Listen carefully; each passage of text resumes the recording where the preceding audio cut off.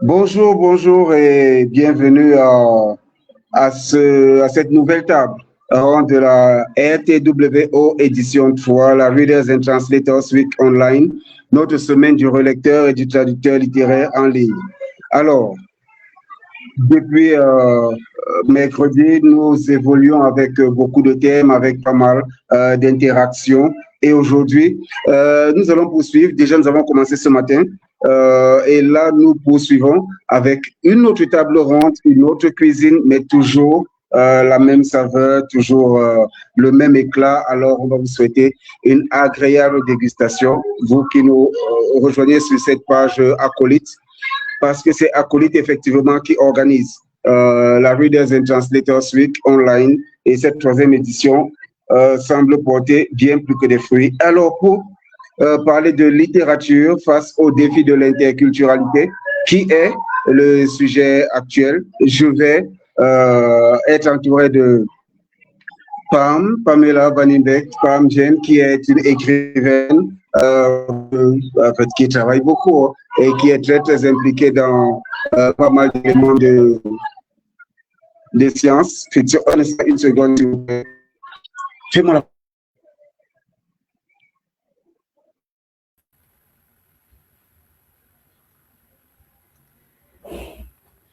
Oui. On dirait qu'on est en direct, effectivement. Ren n'est pas là. Je vais quand même en profiter pour me présenter. Je suis Pam Jen. Ah, on dirait qu'il est de retour. Je suis écrivaine, effectivement. Ren, tu m'entends? Oui, parfaitement, parfaitement. Justement, j'ai te demandé de te présenter un peu et de donner une brief de ton actualité. Oui, je profitais de ton absence pour commencer à me présenter. D'accord. Je suis Pam Jen, je suis écrivain depuis plusieurs années et récemment, je me suis lancée dans la littérature fantastique, notamment la science-fiction et la fantasy. Donc, je suis très heureuse d'être ici. Ça fait un moment que j'avais envie de participer à cette semaine. Donc, pour la troisième édition, je suis là. C'est un plaisir. Merci.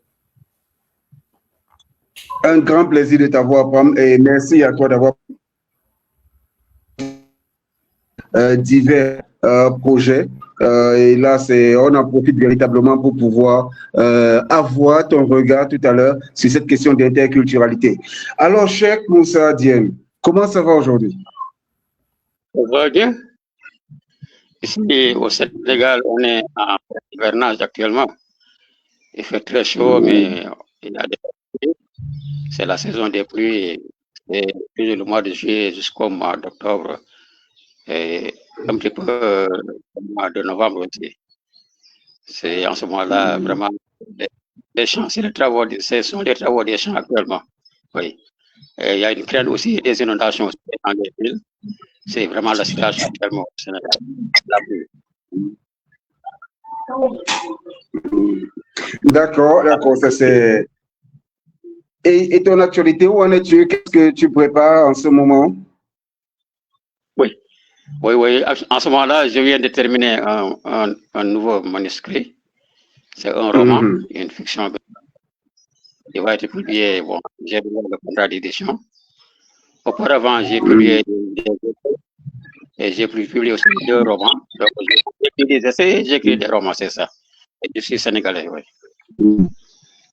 Ah, d'accord, mais ça c'est parfait. Avec tous ces romans, avec toutes ces cultures, toutes ces choses, et donc voilà, nous allons pouvoir intégrer vos divers univers et voir de quoi il est question dans le fond. Alors, cher Friendsley, comment ça va aujourd'hui?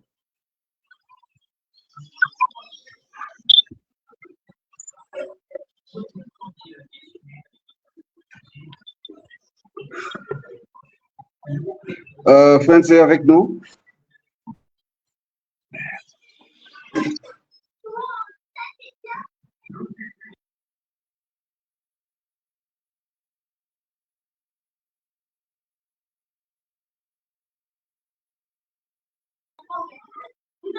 Bon, je crois qu'il y a un léger souci de connexion avec notre ami français.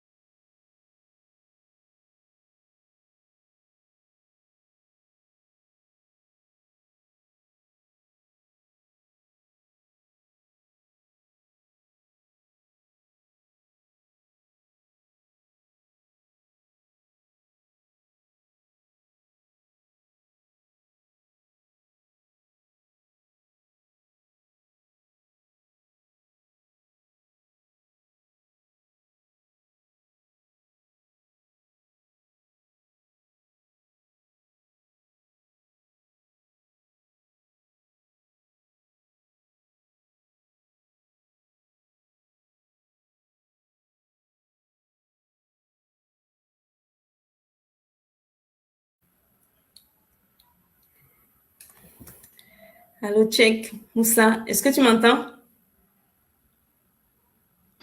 Oui, je vous entends très bien. Il paraît qu'il y a des soucis au niveau de la technique. Oui, il y a des soucis. Il y a des soucis. Et je me suis dit que peut-être on peut en profiter pour ne pas laisser le public comme ça. Et Oui. donc, vous avez, parce que personnellement, je lis la littérature sénégalaise aussi, mais je n'ai pas encore eu l'occasion de lire vos romans, vos ouvrages. Je ne sais pas, vous pouvez me dire sur quoi vous portez vos livres? Le premier, le deuxième, vous écrivez depuis longtemps? Oui, oui.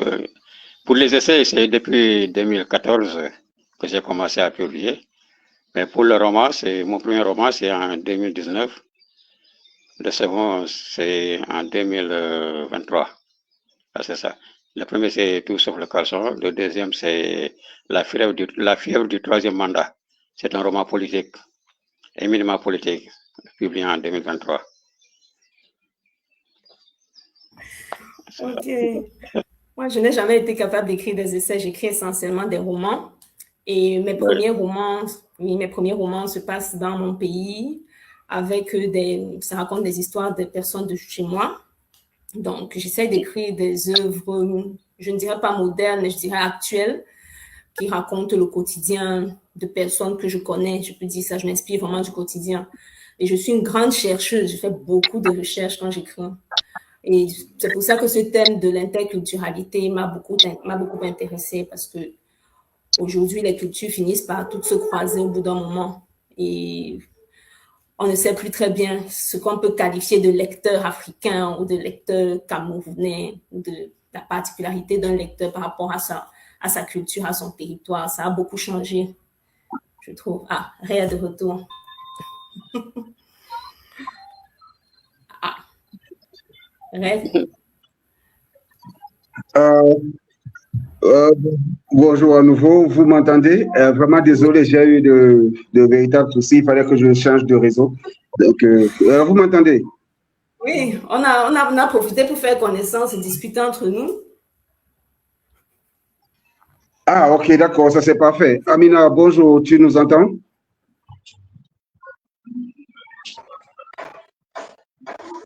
Bonjour, et oui, je vous entends très bien. Ok, c'est parfait. Donc, là, le temps que Valbrun soit aussi avec nous. Alors, nous parlons, si vous pouvez couper vos micros et les ouvrir quand vous avez la parole. Amina, tu peux couper ton micro, s'il te plaît. Check, la même chose. Bonjour, Prinsley, c'est OK, la connexion est rétablie?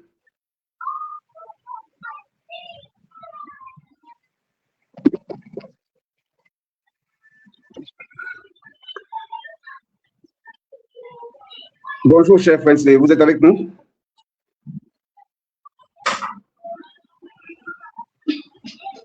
Bon, nous allons pouvoir avancer le temps que Prinsley s'ajuste.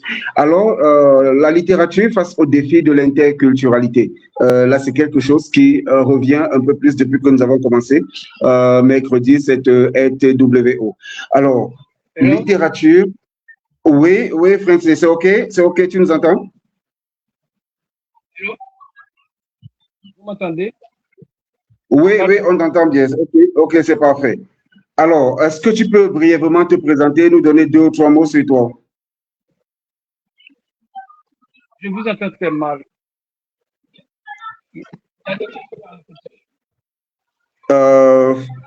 Amina, vous m'entendez bien?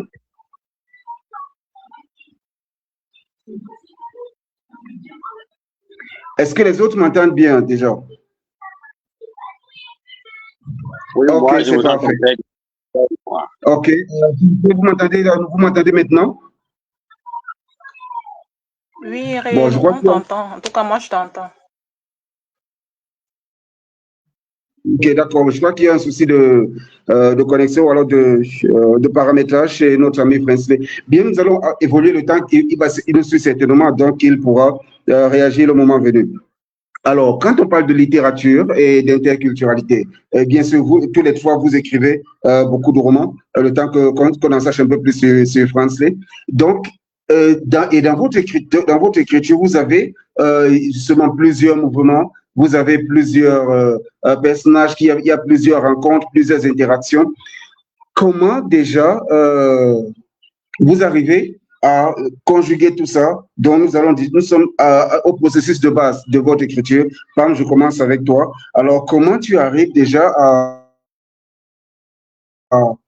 à conjuguer avec toutes les cultures?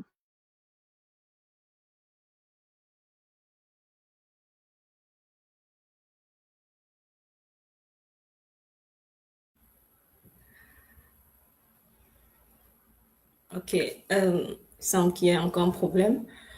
Je ne sais pas si vous m'entendez. Moi, je vous entends. Je veux dire, toutes les différences, laissons d'abord les cultures de côté, mais toutes les... permettez que je reste un peu en mode sans. Justement, comme j'étais avec toi, comment tu arrives déjà à conjuguer avec je veux dire, les différences?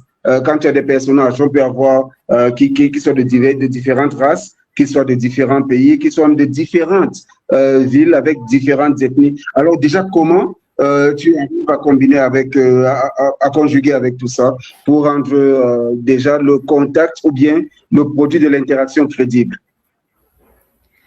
Ok, comme je l'expliquais à mon nouvel ami Tchèque Moussadine avant que tu ne reviennes, je suis d'abord une férue de recherche, tu vois.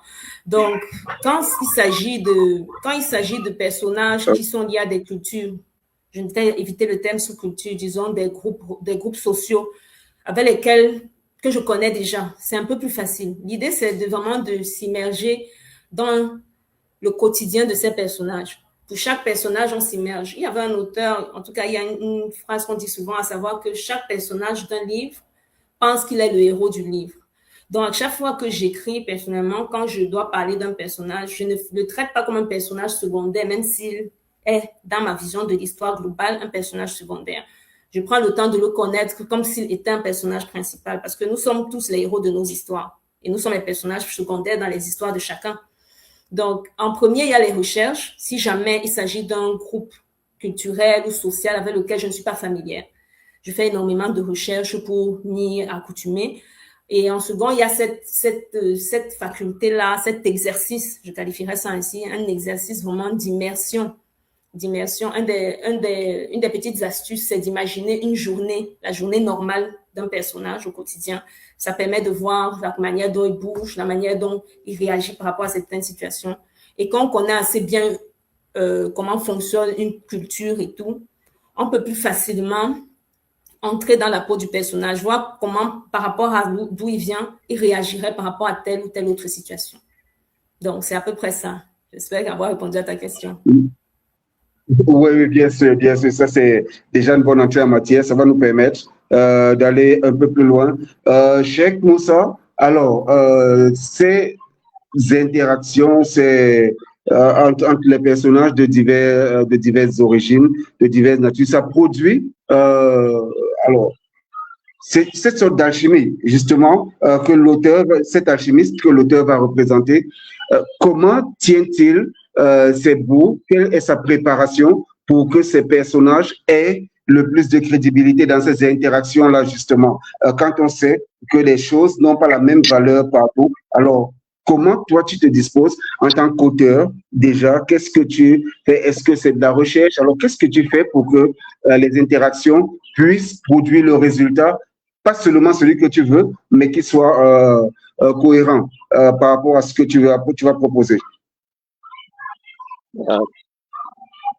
Déjà, il faut connaître la culture de chaque personnage, parce que on ne peut pas parler des Fulbé pour dire n'importe quoi.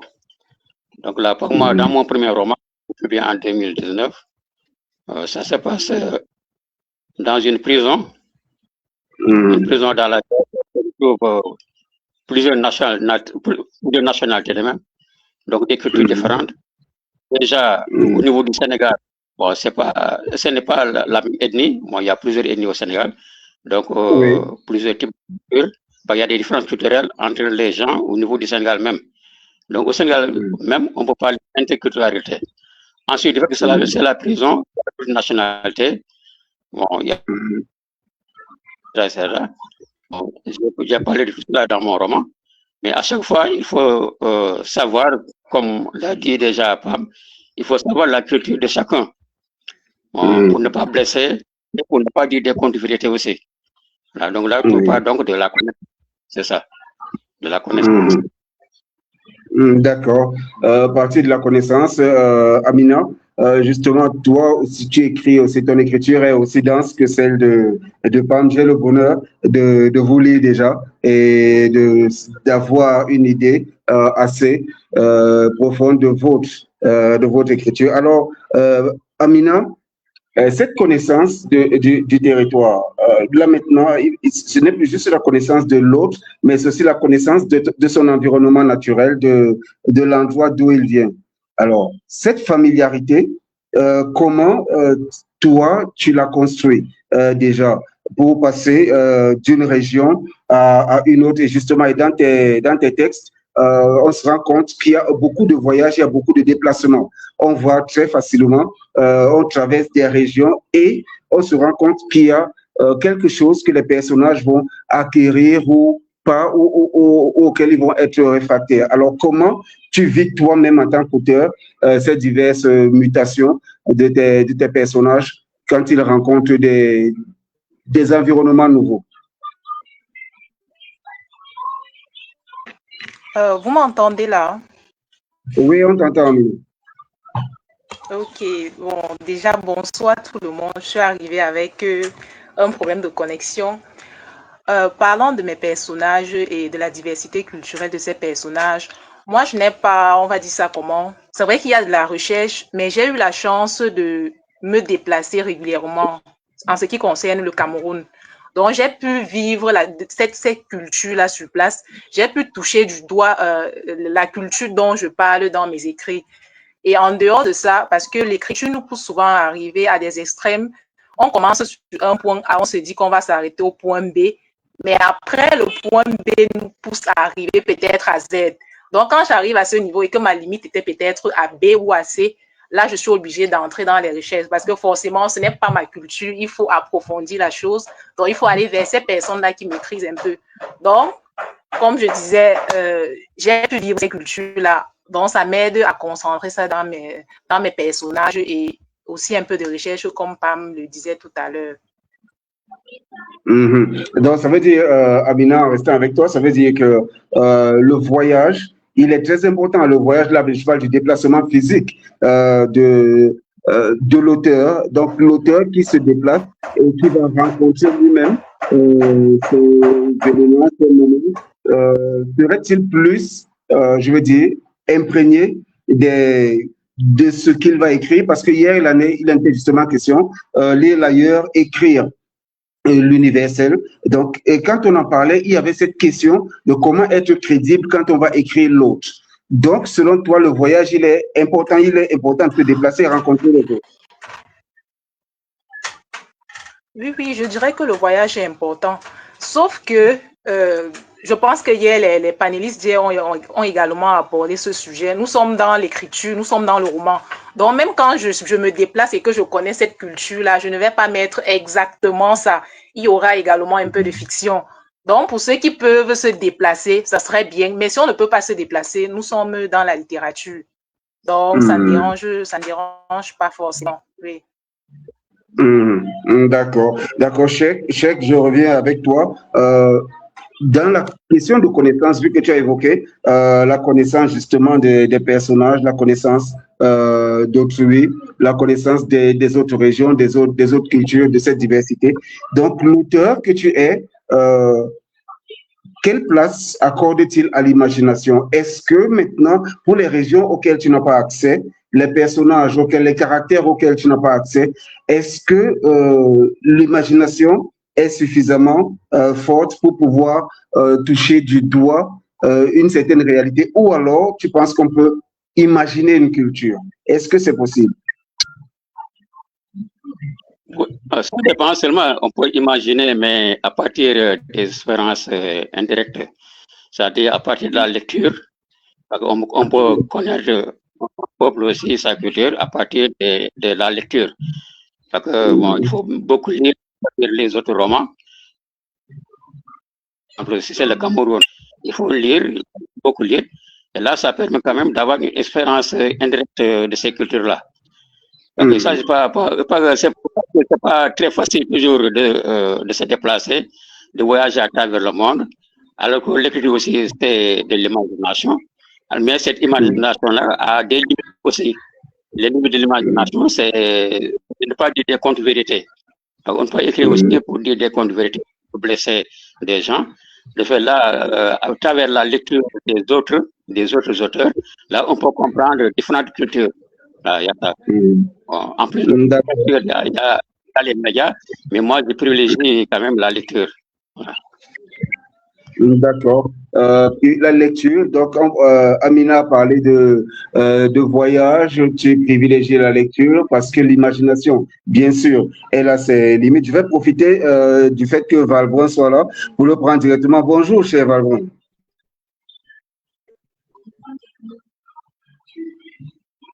Valbrun, si tu peux couper ta caméra, ça va nous permettre, tu auras peut-être un meilleur flux par rapport à ton Internet et on pourra toujours t'entendre.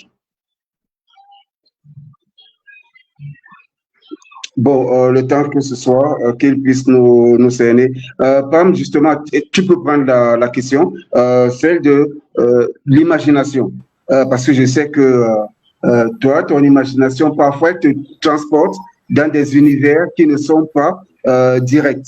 Alors, déjà, qu'est-ce que tu fais? Est-ce que tu imagines un peuple, tu lui donnes une culture? Est-ce que tu vas prendre ce qui existe, par exemple, pour faire une transposition par rapport à un univers que tu vas présenter au lecteur? Ok. Personnellement, je pars d'un peuple, c'est un peu des deux. C'est un peu des deux. L'imagination rencontre le réel, si je peux dire ça comme ça.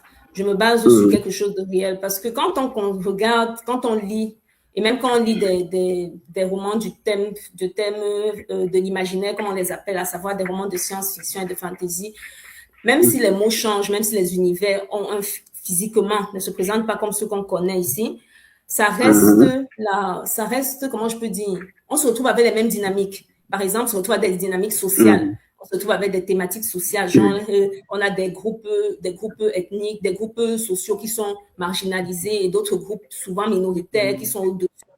Ça se retrouve peut-être dans d'autres mondes et tout, mais c'est la même chose. Personnellement, moi, je me base sur des cultures qui existent déjà et après, je m'amuse, si je peux dire ça comme ça, je m'amuse à jouer avec. Je m'amuse à jouer avec parce que j'aime bien côtoyer, j'aime bien que les choses aient un air réel. J'aime bien quand les gens ont du mal à se dire « Ah, ça ressemble à quelque chose que je connais ». Et après, ils lisent quelque chose et ils se demandent « Est-ce que ça aussi, ça existe ?» À un point où on mélange tellement bien ce qui est réel avec ce qu'on a créé que la limite devient très floue. C'est à ce moment-là que je me dis, oui, j'ai vraiment emporté mon auteur quelque part. Donc, l'imagination, comme l'a dit Tchèque, il a raison. Je dirais même plus loin. Je dirais pas qu'elle est limitée. Je dirais qu'on ne peut pas s'en contenter. Je dirais que la recherche est aussi une forme de respect envers le lecteur, surtout quand on écrit un roman, j'ai envie de dire, réel, qui se passe au Sénégal, au Cameroun. C'est un respect envers l'auteur, envers le lecteur, de ne pas raconter des choses qui ne sont pas vraies. De ne pas raconter des choses qui ne sont pas vraies. Maintenant, oui, vous pouvez imaginer un bar dans un quartier, mais pas créer toute une ville si, par exemple, vous ne le précisez pas, en tout cas, si vous ne le précisez pas. Respectez aussi la culture des autres durant le texte. C'est connaître un peu leur histoire, connaître un peu leur passé pour ne pas écrire des choses qui pourraient vraiment leur heurter parce que ça peut être blessant. Ça peut être blessant. Il faut faire attention. L'imagination ne justifie pas tout sur ce plan-là. Je pense en tout cas. D'accord, oui, justement. Et le respect des autres. Cher Valbrun, est-ce que tu es avec nous?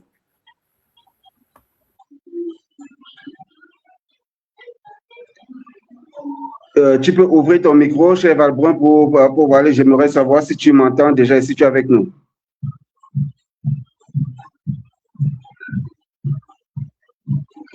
Et tu peux tout aussi bien couper la caméra, ce sera un peu plus simple.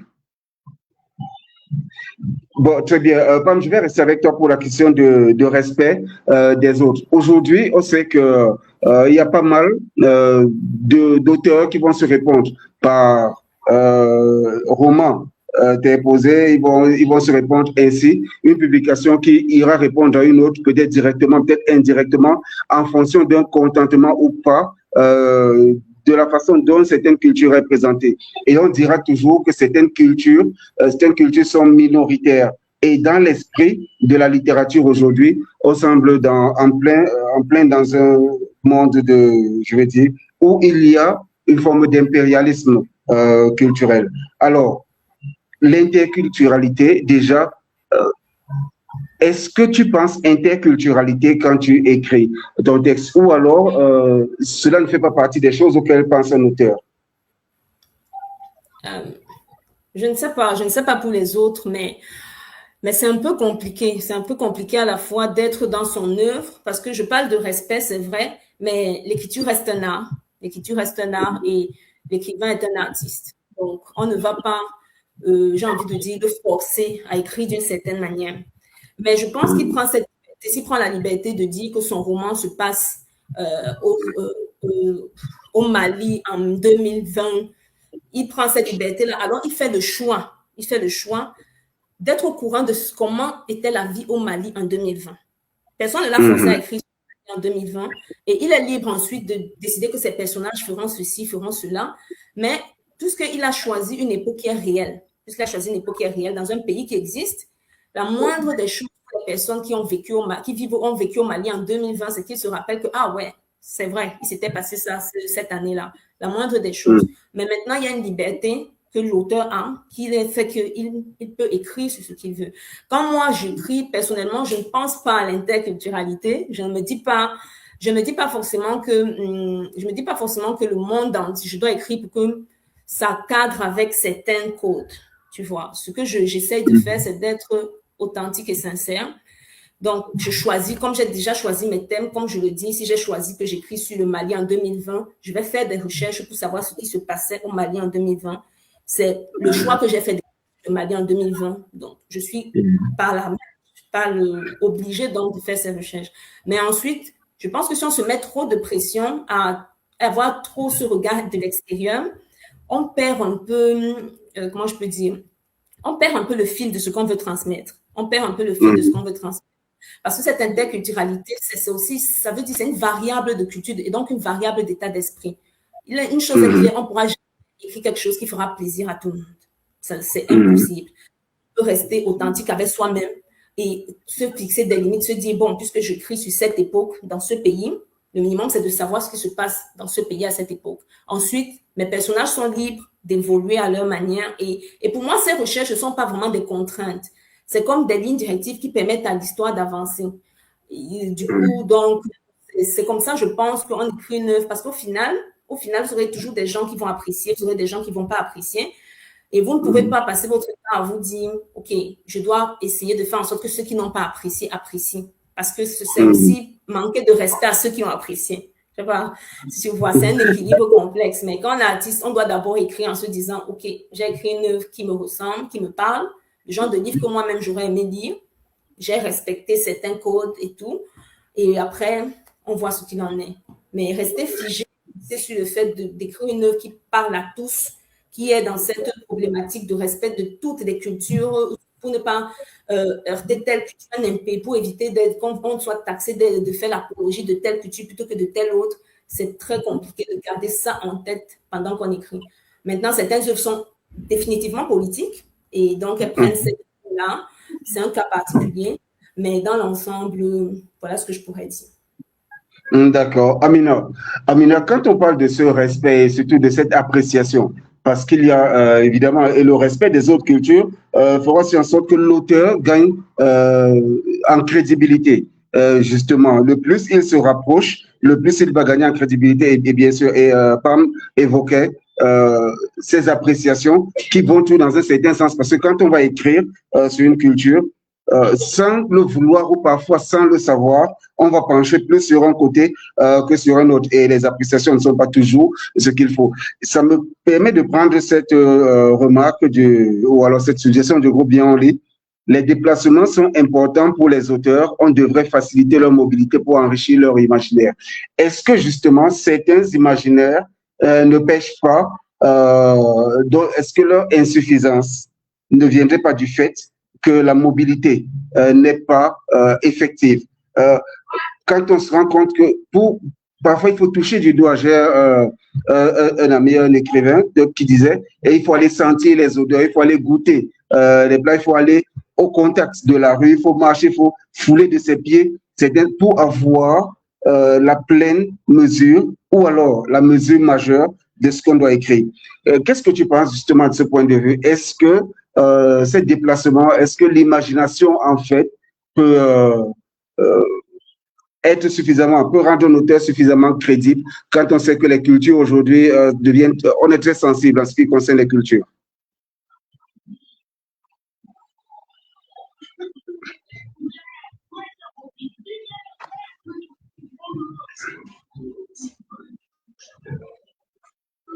Est-ce que l'imaginaire peut rendre un auteur crédible?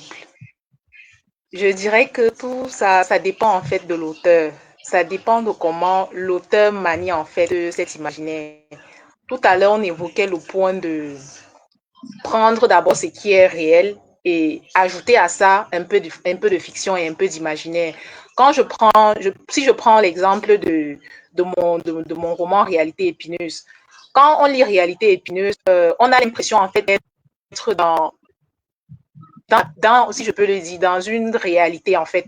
On a l'impression d'être dans une réalité. Sauf que dans Réalité épineuse, il y a également beaucoup d'imaginaire. Il faudrait être, par exemple, de la culture des gens du Noun, parce que je parle de la culture du Noun, du peuple Bamoun dans Réalité épineuse. Il faudrait être du Noun pour se poser cette question-là, en fait, et se dire, mais est-ce que ici, là, est-ce que c'est ça? Ce n'est pas réellement ça qui se trouve à l'intérieur de notre culture.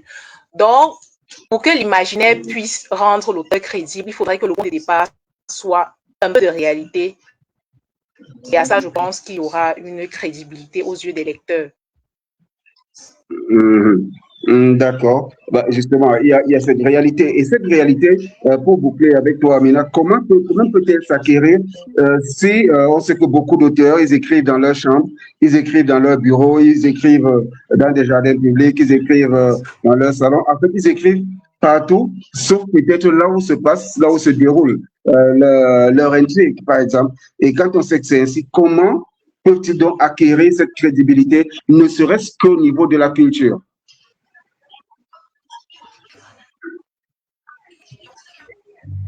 Là, on va revenir sur le but de la recherche. Forcément, quand vous écrivez, je prends l'exemple, on est au Cameroun, si je veux parler peut-être de Bafoussam, je ne connais pas exactement la culture des gens de Bafoussam, je ne connais pas comment ils vivent.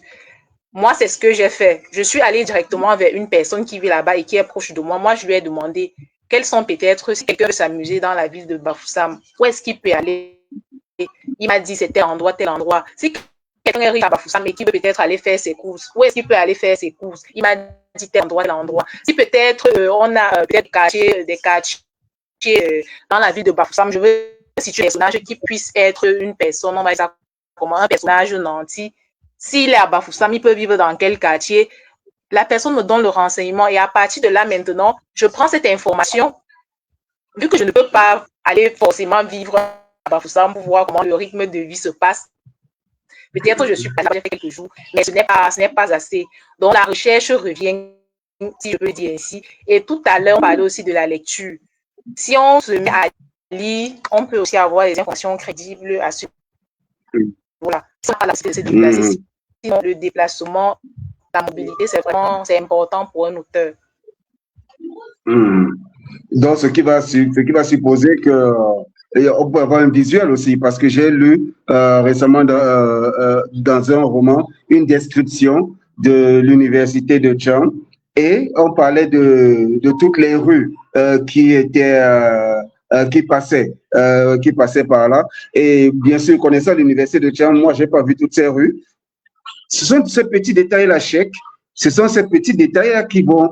parce que, bon, il n'est plus seulement question... quand on va parler d'une culture, on va oublier que les sites font partie de la culture, vu que ça renforce, ça modifie même les comportements, les attitudes, les habitudes. Alors, quand on va vers ce sens-là, et là, j'en profite justement, Cheikh, pour prendre la question d'Hassana Ibrahim, qui est aussi qui est un auteur très, très prolixe, il écrit beaucoup, et il a déjà été, notamment, il a fait paraître l'écrivain théologique.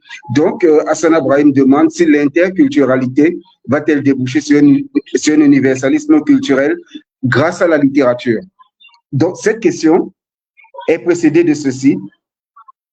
Est-ce que l'imagination, ou alors est-ce que la recherche des livres, quand on sait que les auteurs, ils écrivent en fonction de leur propre ressenti par rapport à un endroit, est-ce que ce sera suffisamment crédible pour qu'on puisse aboutir à quelque chose qu'on peut dire universel, là où se creuser où plusieurs cultures vont fusionner et former quelque chose qui soit reconnaissable autant dans les émotions que dans la réalité?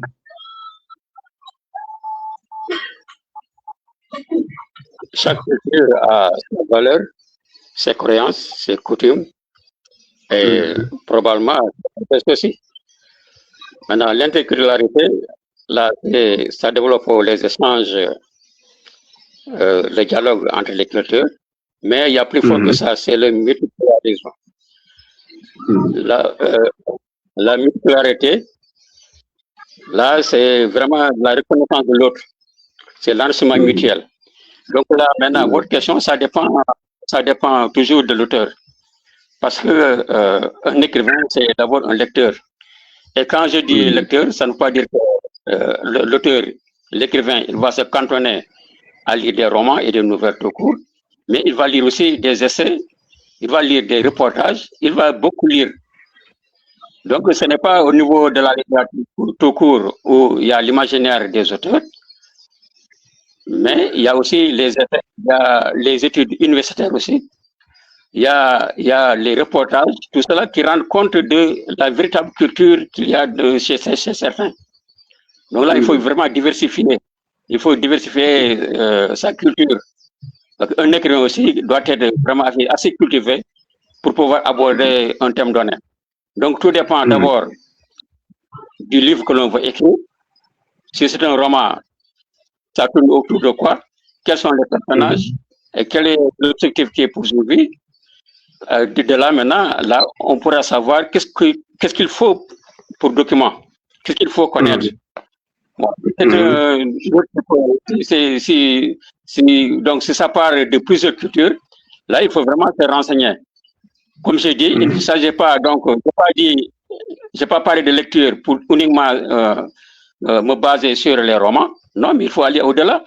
La lecture, c'est assez large aussi. Il y a des écrivains qui évoluent dans d'autres domaines aussi.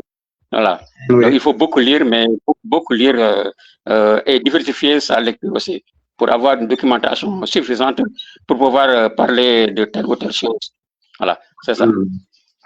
D'accord. Je reste avec toi, Cheikh. L'universalisme culturel dont parle Hassana Ibrahim ici, le professeur Hassana Ibrahim, dans ce cas, que je salue bien sûr. Alors, l'universalisme culturel dont il parle, est-ce qu'il est possible, grâce à la littérature, quand on sait que l'égalité des cultures est la chose la moins partagée ou la moins envisagée de ce monde, de cette égalité. Il y a toujours cette volonté de soumettre des autres, même au sein de la littérature, parce que vous allez écrire, par exemple, nous l'évoquions déjà depuis mercredi avec les autres panélistes, cette écriture qui est soumise. Bon, je prends le cas des manuscrits qui sont soumis à l'étranger, par exemple.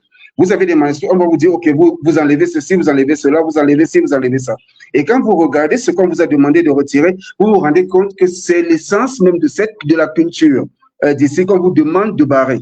Alors, cet universalisme culturel, comment la littérature, c'est l'un des défis justement de cette interculturalité, comment la littérature peut-elle l'approcher ou alors peut-elle le réaliser?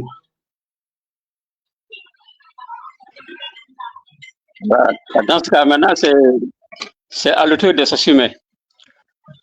C'est sûr que avec la mondialisation, avec aussi le suprémacisme de certaines cultures, l'égocentrisme même. Par exemple, si je crois que vous parlez de l'Europe, parce que l'égocentrisme est très développé en Europe. Bon, peut-être que même ici en Afrique, il y a une sorte d'égocentrisme au niveau national. Par exemple, ici au Sénégal, il y a par exemple certaines ethnies qui veulent prédominer. Là, comme ça existe au niveau international, ça existe au niveau national. Maintenant, c'est à l'écrivain maintenant de prendre ses responsabilités. Prendre ses responsabilités en faisant quoi? C'est-à-dire en sachant ce qu'il veut vraiment faire. S'il s'agit de défendre le multiculturalisme, là, c'est à lui maintenant de s'armer des moyens pour pouvoir produire une œuvre qui compte. Parce que, comme l'a dit déjà, il ne s'agit pas d'écrire pour contenter tout le monde, parce que c'est très difficile. Mais on écrit pour défendre des idées qui sont valables, avec des arguments pertinents. Même si les autres ne partagent pas aussi, ils savent quand même que c'est pertinent. Donc là, c'est vraiment comment pour cette question-là. Parce que au niveau du dialogue entre les civilisations, qui fait partie de l'universalisme aussi, là, nous, on a lu Léopold Sédar Senghor. Ici au Sénégal, on a ça. Léopold Sédar Senghor qui n'est pas connu par les jeunes, mais nous, on a un petit peu le temps de le connaître, de lire ses écrits. Dans Éthiopie, par exemple, d'abord ce thème-là, le thème de l'universalisme. Et il développait la civilisation universelle, le rendez-vous du donner et du recevoir. C'est là où les Africains vont amener, les Européens vont amener, mais les Africains aussi vont prendre aussi. Il ne s'agit pas seulement d'amener, mais aussi de prendre aussi avec une ouverture.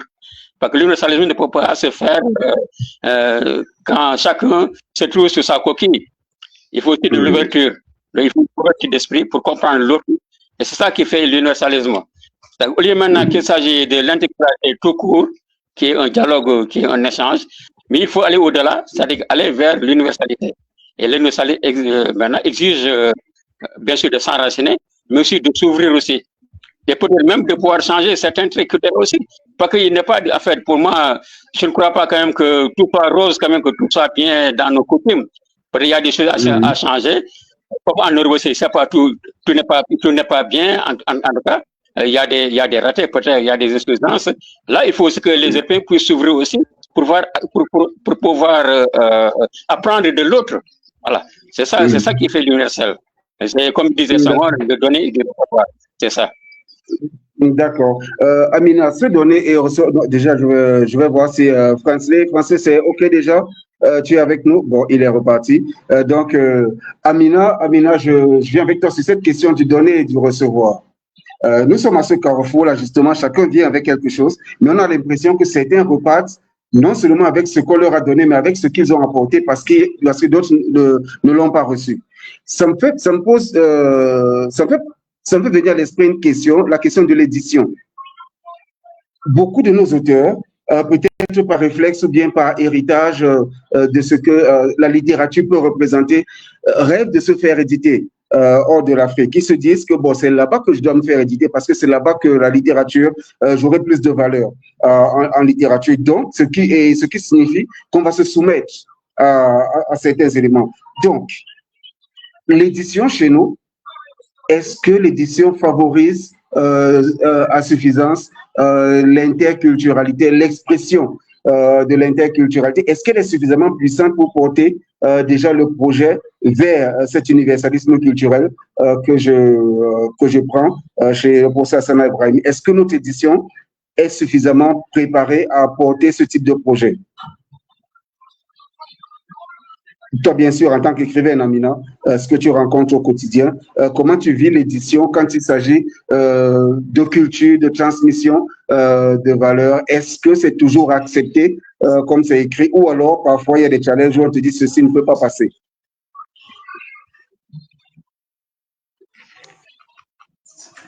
Quand on prend déjà le sujet d'interculturalité dans une nation comme la nôtre où nous avons tellement de culture, ce n'est pas évident, Moi, en tant qu'auteur, j'ai rencontré ce genre de difficulté où l'éditeur te dit cette phrase-ci, vraiment, ça ne sonne pas très bien. D'autres personnes pourraient interpréter ça de telle façon et ça peut créer un peu de tribalisme et tout. Mais je pense que quand nous sommes dans le livre, il y a un contexte. Il y a un contexte. L'auteur n'est pas là pour peut-être prendre parti pour une culture ou bien une autre. Donc, quand on prend le contexte dans le texte, à l'intérieur, il y a déjà toute une situation. Donc, la phrase, si j'écris une phrase qui semble être tribaliste ou bien qui parle mal d'une autre culture, là, nous avons un contexte qui peut venir dire que non, ce n'est pas ce que l'auteur voulait dire ou bien ce n'est pas ce que l'auteur a dit.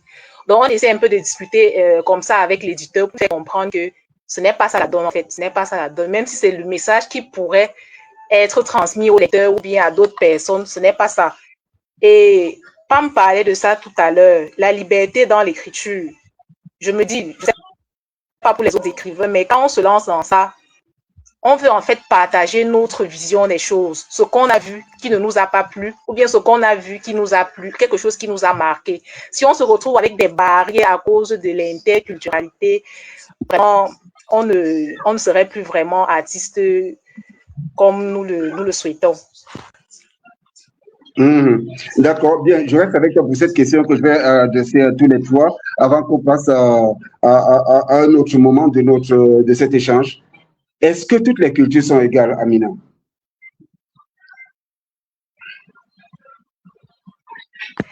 Est-ce que toutes les cultures sont égales? Je vais répondre à ça par toutes les cultures se valent. Toutes les cultures se valent.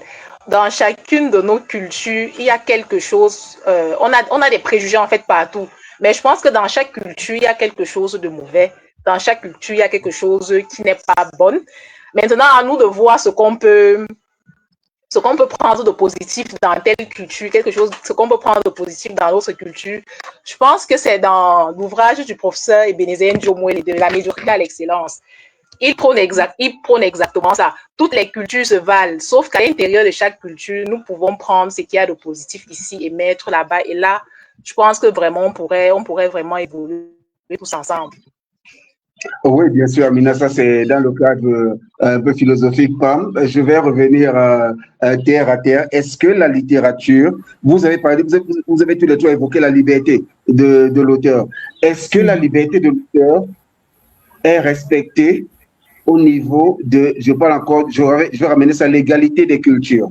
Est-ce que ce que l'auteur propose comme égalité est accepté comme culture? Est-ce que c'est possible déjà? Parce que la littérature, c'est bien sûr par là qu'on doit passer pour cette interculturalité-là. On transmet beaucoup. Mais la question, je la ramène, est-ce que toutes les cultures sont égales sous la plume? Est-ce qu'elles sont acceptées comme telles?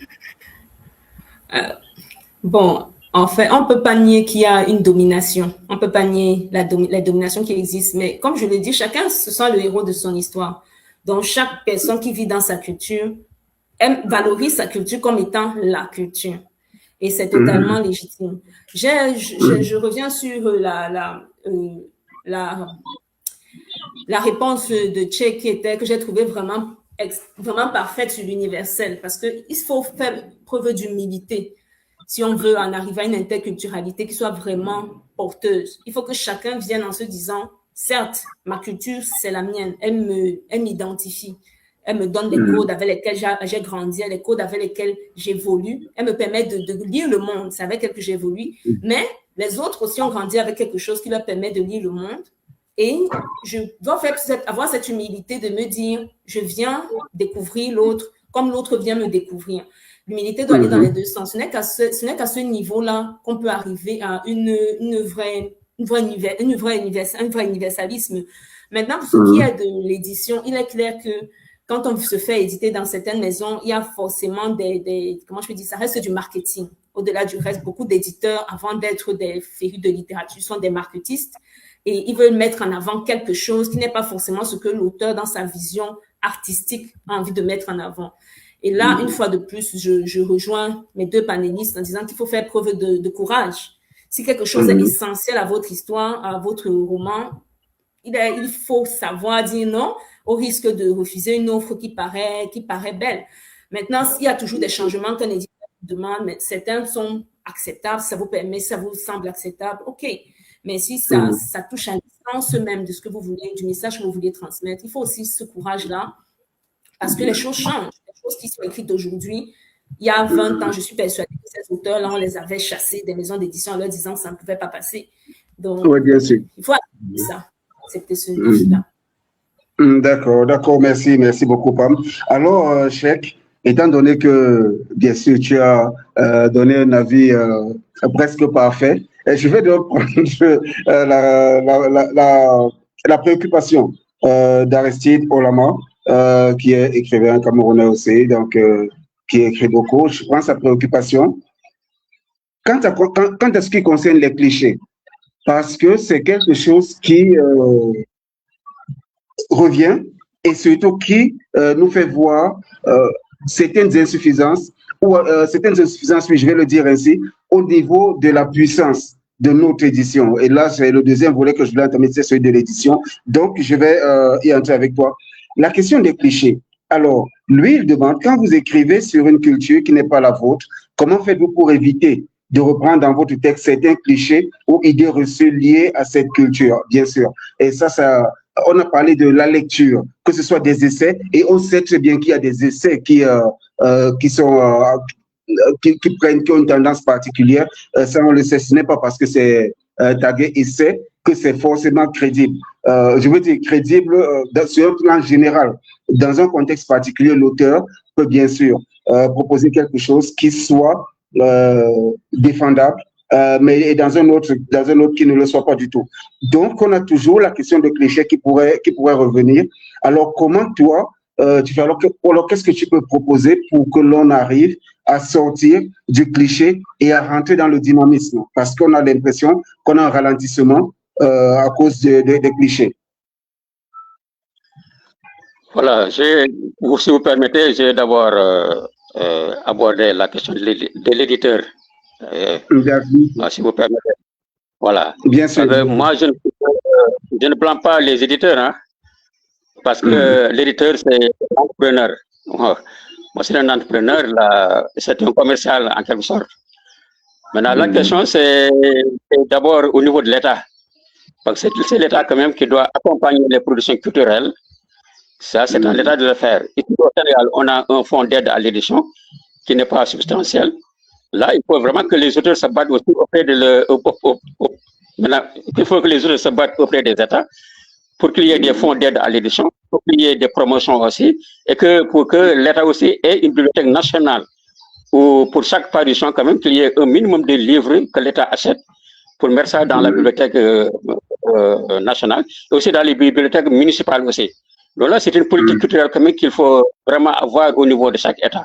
Ça, c'est le deuxième point. Maintenant, il y a aussi le lectorat aussi qui compte, parce que on voit ici, en tout cas, je ne sais pas au Cameroun si ça se passe la même chose bien, mais ici au Sénégal, un écrivain comme Bogar Sarr, il n'était pas du tout connu au Sénégal, bon, presque personne ne le lisait, mais depuis qu'il a gagné le Goncourt, là, maintenant, alors, il est valorisé. Donc là, c'est comme si maintenant le lecteur lui-même, il valorise les gens qui ont été reconnus par l'Occident. Donc là, il faut avoir quand même une signature occidentale pour être valorisé dans nos pays. Alors là, il faut changer ça quand même. Il faut changer. C'est le cas de Boula que je viens de présenter, mais il y a d'autres cas aussi qui sont pareils.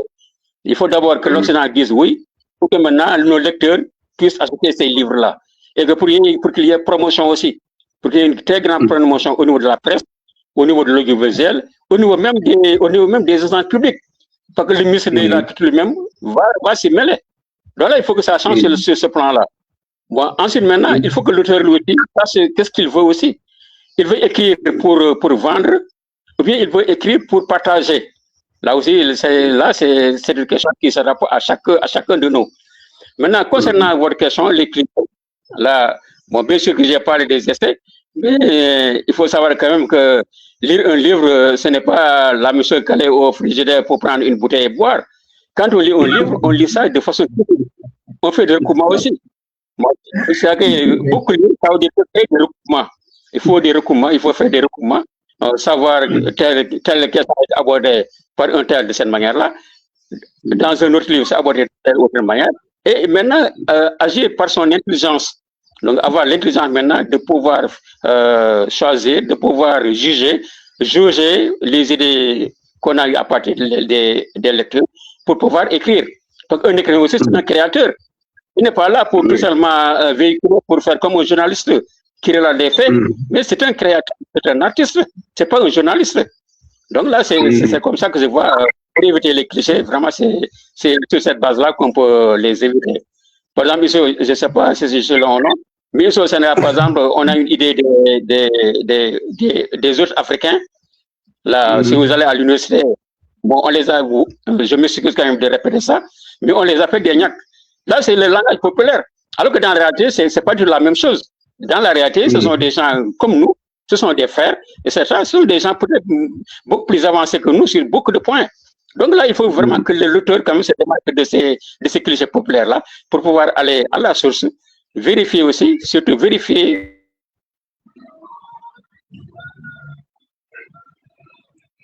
Oui, notre ami Cheikh, c'est tellement ralentissement de réseau. Donc, le temps que Cheikh nous revienne pleinement, nous allons poursuivre. Ok, là, j'espère que Frenzy, ce sera OK pour cette fois. Bonjour, Frenzy. C'est OK maintenant, Frenzy, on peut aller ensemble? Bon, je crois que on en est toujours là.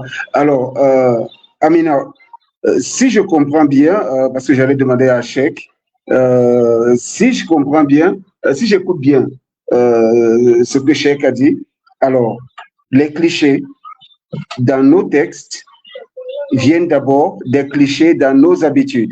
On reproduit les mêmes choses, on reproduit ceci, on reproduit cela, et ce qui fait que notre écriture ne fait que reproduire ce que nous faisons en réalité. Donc, les clichés, on peut les vaincre en commençant par changer déjà d'attitude. Nous-mêmes, en tant que créatifs, en tant qu'auteur, en tant qu'éditeur, on doit déjà commencer par cela. Par exemple, ce qui s'est passé avec Bogassa, c'est ce qui se passe avec la majorité de ce qu'on appelle grands auteurs en Afrique. Avant d'être consacrés ailleurs, on ne les connaît pas. On ne les connaît pas, on ne les lit pas. On peut les apercevoir à divers événements. On peut les voir passer et ils sont totalement inconnus dans la foule. Mais dès qu'il y a un prix qui est arrivé à l'extérieur, de l'extérieur, c'est tout le monde qui les connaît. Et on les découvre. Alors, le cliché n'est-il pas l'individu, Amina? L'auteur n'est-il pas déjà lui-même le cliché qu'il reproduit dans son texte?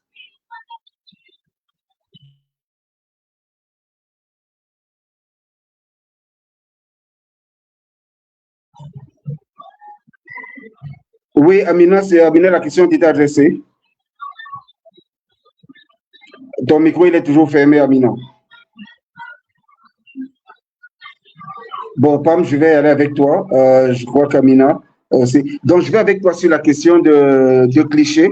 Justement, est-ce que ce que nous reproduisons dans la société n'est pas ce que nous produisons dans nos écrits? Bon, un peu. J'ai envie de dire forcément. J'ai envie de dire forcément. Mais je trouve que ce serait vraiment triste. Parce que ce serait vraiment triste de se contenter de reproduire. Parce que comme l'a dit Cheikh, ça reste de l'art. Ça reste de l'art. L'art ne peut pas se contenter de reproduire ce qu'on voit. On est toujours influencé par ce qu'on voit. On est influencé par notre culture. On est influencé par notre vécu. Et forcément, on a des idées, ce qu'on appelle les idées arrêtées, donc des clichés sur certaines choses et d'autres. Mais je crois que, et c'est là où intervient souvent cette variété de personnages, c'est parce que tous les personnages ne peuvent pas avoir le même point de vue sur une chose. Donc, quand l'auteur se met dans une perspective où il décrit une conversation entre deux personnages qui ne sont pas d'accord sur un thème, ça peut être la peine de mort, ça peut être quelque chose de grave, ça peut être quelque chose d'anodin, lui-même, il est obligé de faire fi de son propre avis, sinon la conversation ne sera pas crédible.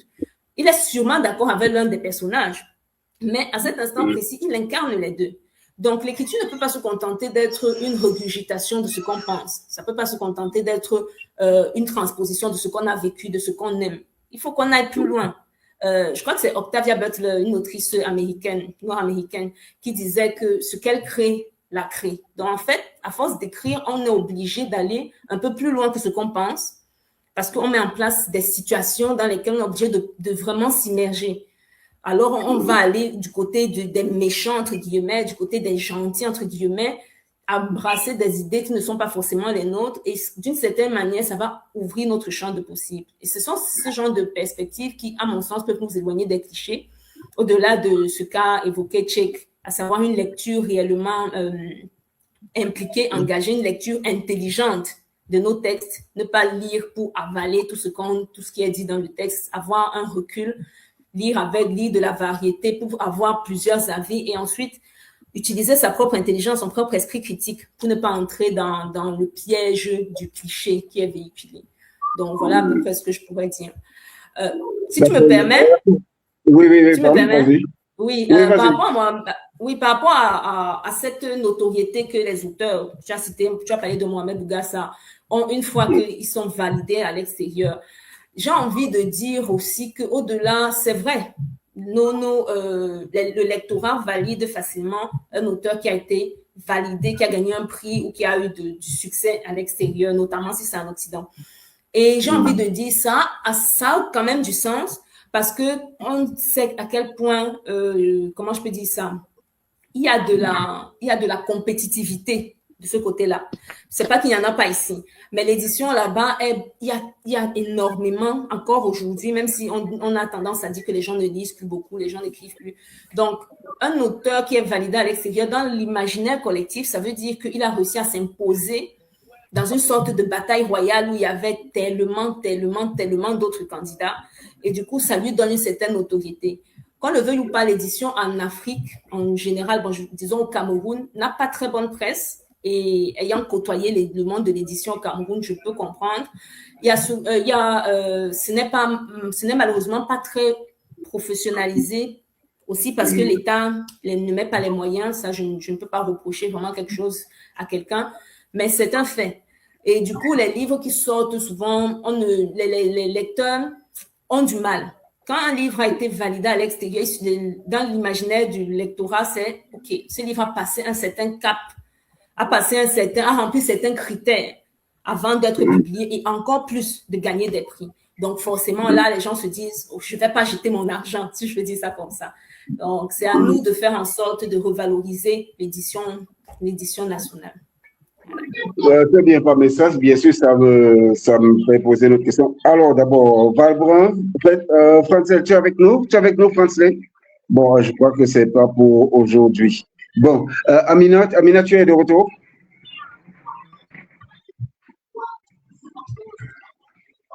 Amina non plus semble ne pas être là.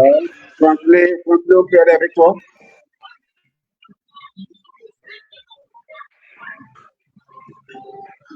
Oui, je suis avec vous. Ok, d'accord, super. Voilà. La proposition de Pam quant à notre littérature, notre culture, la façon dont on voit les choses et surtout ce par quoi passe la notoriété de certains auteurs. Alors aujourd'hui, on dit que ce n'est plus la compétitivité qui va faire la qualité d'un auteur, mais plutôt le nom du prix qu'il va recevoir ou le nom de l'éditeur ou le nom de son éditeur. Donc voilà les deux choses qui reviennent de plus en plus et ce qui pousse, je crois que c'est certainement ce qui a poussé nos éditeurs, en fait, je veux dire, notre terre à avoir de plus en plus d'éditions, même si on connaît la qualité de ces éditions, même si on sait que 9 éditions sur 10 devraient retourner apprendre le métier. Donc, mais qu'est-ce que l'on peut faire donc aujourd'hui pour que les cultures soient suffisamment portées et que ce ne soit pas juste vient de paraître quelque part? Parce qu'il y a tellement de livres édités ou alors publiés. Il y a tellement de livres publiés qu'on n'arrive même plus à savoir, qu'on n'arrive même plus à repérer le livre qui pourrait nous aider. Il y en a tellement, il y a des centaines par mois. Et là, je crois qu'on se retrouve vraiment dans un océan, dans un tourbillon qui ne nous porte pas là où il faut nous porter. Alors, comment la culture peut-elle être portée déjà par la littérature sur le sol africain? Parce que l'enjeu de l'édition, c'est encore un défi. Un réel défi pour cette culturalité. Amina, tu es de retour? Oui, je suis avec toi, mais à un certain moment, je t'entendais pas très bien. D'accord. Bon, ok, je pose la question le plus simplement. Est-ce que l'édition en Afrique aujourd'hui est capable de porter des projets de l'universalisme culturel? Et c'est vrai que la question, je l'ai posée, mais je la repose maintenant par rapport à, pour faire un peu face à la question de la notoriété des auteurs qui reviennent avec des prix, qui reviennent ou pas, mais qui sont primés à l'étranger. Est-ce que l'édition aujourd'hui ici est capable de le faire? Tout à l'heure, Cheikh, avant de nous quitter, a parlé des administrations, du gouvernement, des ministères qui devraient porter la culture. Mais moi, je reviens au niveau de l'édition, au niveau de l'auteur. Est-ce qu'on est suffisamment outillé déjà pour porter ce type de projet et aller vraiment à ce carrefour du donner et du recevoir? Pas juste en termes de notion de carrefour du donner et de recevoir, mais effectivement donner en même temps qu'on reçoit. Parce que parfois, on ne fait que recevoir hein, et le donner, personne ne prend ce qu'on reçoit. Est-ce qu'on est suffisamment outillé pour aller à ce carrefour? Je dirais que malheureusement, nous ne sommes pas encore assez outillés pour arriver à ce carrefour-là.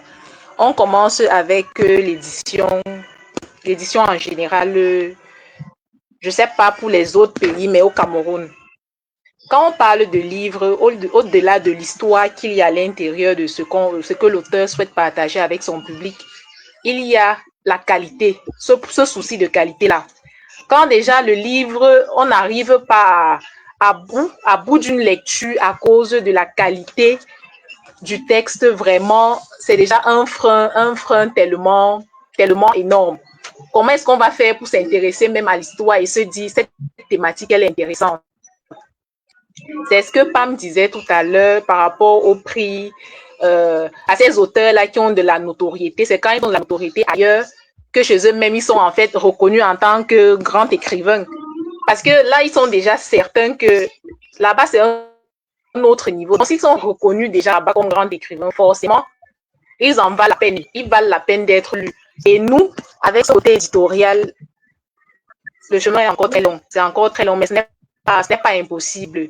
Le tout, c'est de savoir quel est l'objectif que je poursuis moi en tant qu'éditeur. Qu'est-ce que je souhaite réellement faire? Est-ce que le but, c'est juste de publier, d'éditer plusieurs livres sans avoir aucun impact après? Est-ce que c'est ça là? Est-ce que c'est ça?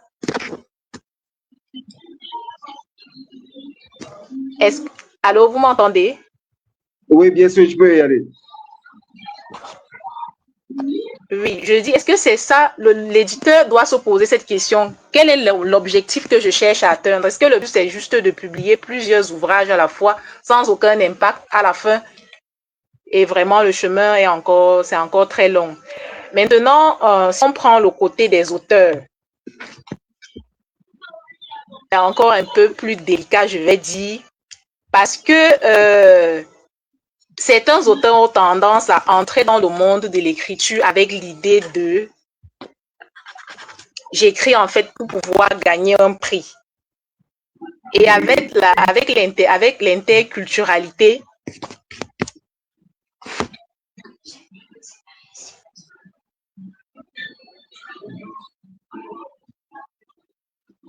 Alors, tu es avec nous, Pam?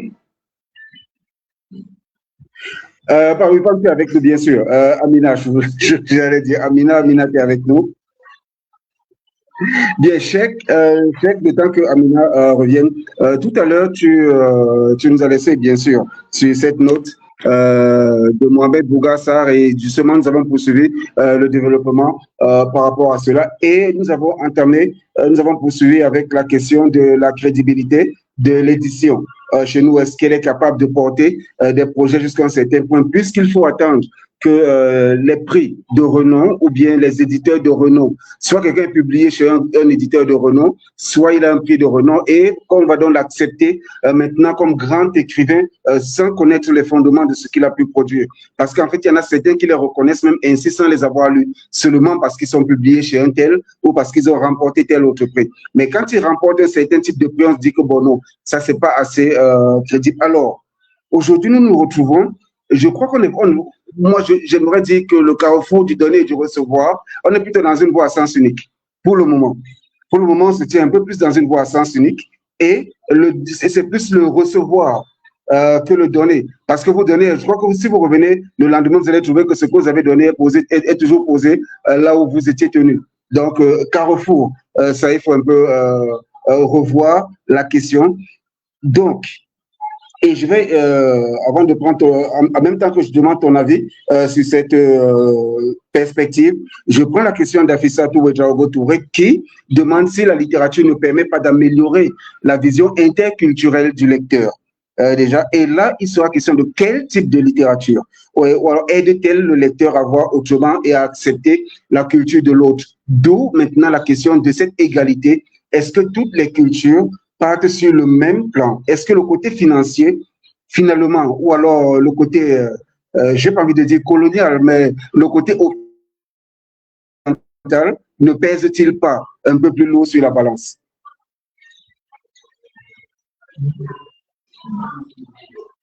Bien sûr que ça pose, hein, parce que quoi qu'on dise, il y a la réalité. Bon, il y a l'idéal, mais il y a la réalité aussi. Bon, la réalité du terrain, c'est qu'il y a quand même un certain suprémacisme quand même qui règne au niveau culturel. Surtout, par exemple, si véhiculé par les médias. Par exemple, ici au Sénégal, si on regarde la télévision, beaucoup de plans, on pense que c'est une télévision qui est inspirée par des Français, par des Occidentaux. Parce que même le rap développé ici, c'est un rap américain. Donc, ça vient des États-Unis. Bon, bien sûr, ce sont des Noirs comme nous, mais ce n'est pas quand même le même type de culture quand même. Bon, mais c'est ce qui compte le plus ici au Sénégal. Voilà. Ce qui fait donc, même au niveau de la littérature, bon, on écrit en français. Bon, il y a des gens qui ont tenté d'écrire en Wolof. C'est une langue nationale qui est traitée parlée ici au Sénégal. La plus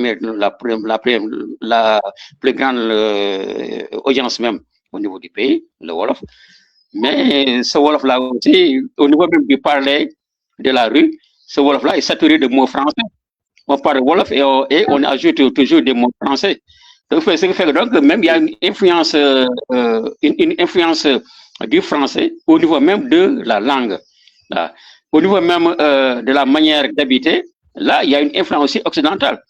Par exemple, si vous allez à Dakar, bon, moi, je suis actuellement en région, mais j'ai une maison à Dakar. Mais à Dakar, là, on a imposé le 150 mètres carrés comme maison. Il y a des maisons qui font à peu près 70 mètres carrés. Et ça, pour une famille africaine, c'est vraiment exigu. Ça, c'est surtout pour l'Occident. Les appartements, c'est la même chose pour des immeubles. Donc, vraiment, il y a une forte influence quand même de la culture occidentale à notre niveau. Bon, ça, c'est insinué, je ne sais pas comment. Mais c'est comme si, actuellement, c'est devenu une règle de vie même. Voilà. Là, maintenant, les écrivains, bon, il y a certains qui essaient quand même bon, pour l'enracinement. Bon, mais l'ouverture, quand même, a été trop grande, je crois, et peut-être même beaucoup plus forte quand même que l'enracinement. Là, je ne sais pas, maintenant, peut-être c'est au sociologue quand même d'étudier la question et peut-être de nous proposer quand même des pistes de solutions s'il y en a. Mais au niveau de la mondialisation, je crois que on n'est pas du tout bien parti quand même. Bon, il y a quelqu'un qui avait écrit que l'Afrique noire est mal partie, ça, il parle de l'économie, mais au niveau culturel aussi, je crois qu'il y a de très, très sérieux problèmes. Maintenant, je reviens pour peut-être que l'édition quand même apporte sa pierre dans ce combat-là. Et il faut que l'État s'y mette. Que le fonds d'aide à l'édition quand même serve carrément les auteurs et qu'il y ait vraiment des commandes publiques et qu'il y ait des comptes publics au niveau de ce qui s'écrit dans nos pays. On peut quand même laisser un autre quand même à lui seul. Parce qu'il y a des éditeurs qui demandent même de l'argent aux écrivains. Bon, quelqu'un qui se bat qui finance pour sa recherche, qui vient avec son manuscrit et on lui demande encore de l'argent pour être publié. Vous voyez ce que ça fait. C'est pas toujours évident de trouver les moyens de se faire éditer. Donc là, c'est à l'État maintenant, la puissance publique, quand même, d'avoir une politique culturelle conséquente. L'État doit savoir quand même qu'est-ce qu'il faut faire à propos de la culture. comme on essaie sur le plan diplomatique, au niveau économique, etc., d'aller à la Banque mondiale et partout, de faire des élections et tout ça, sur le plan politique, d'avoir un parti qui fonctionne. Mais il faut aussi qu'au niveau de la culture, quand même, que l'État vraiment se mette.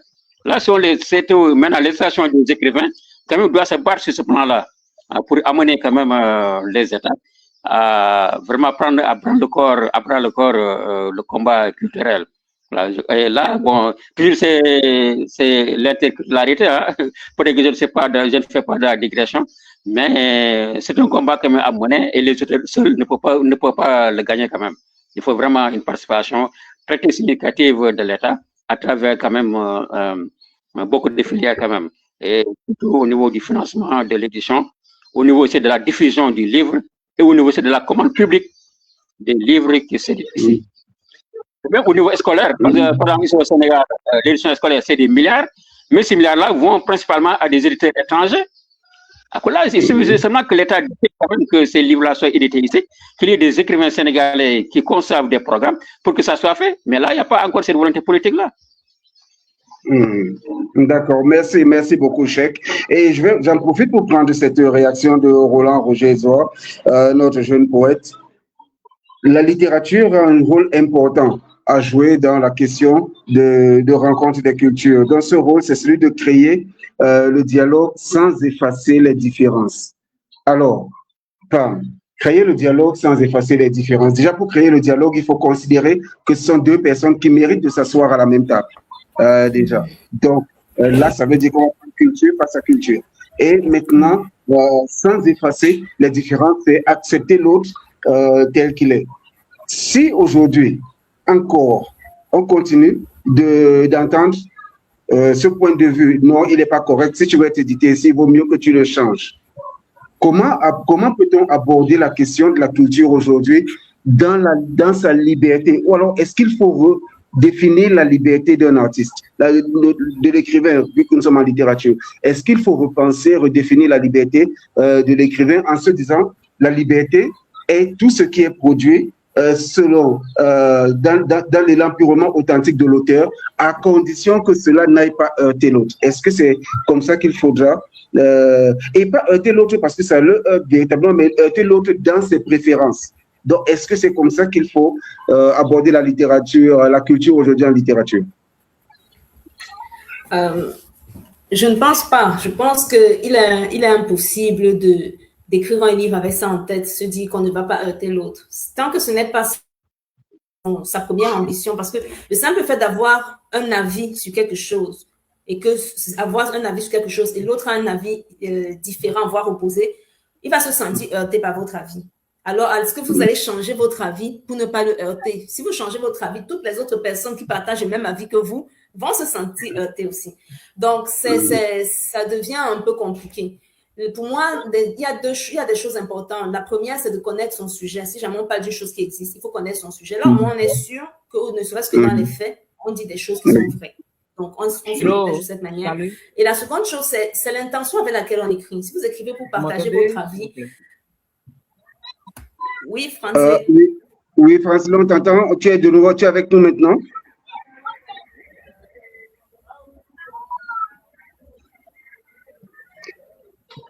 Je crois que nous en sommes toujours au même point. Bien, Pam, tu peux continuer. Oui, je disais, en premier, on fait des recherches. On fait des recherches pour être sûr, ne serait-ce que dans les faits, dans l'écriture, de dire des choses qui sont vraies. Et ensuite, c'est l'intention avec laquelle on écrit. Si vous écrivez pour dire quelque chose qui vous parle et parler de quelque chose qui vous inspire, qui vous habite, j'ai envie de dire, une idée qui vous habite, alors vous êtes authentique envers vous-même parce que vous êtes d'abord votre premier auteur. Vous êtes la première personne avec laquelle vous devez être en règle.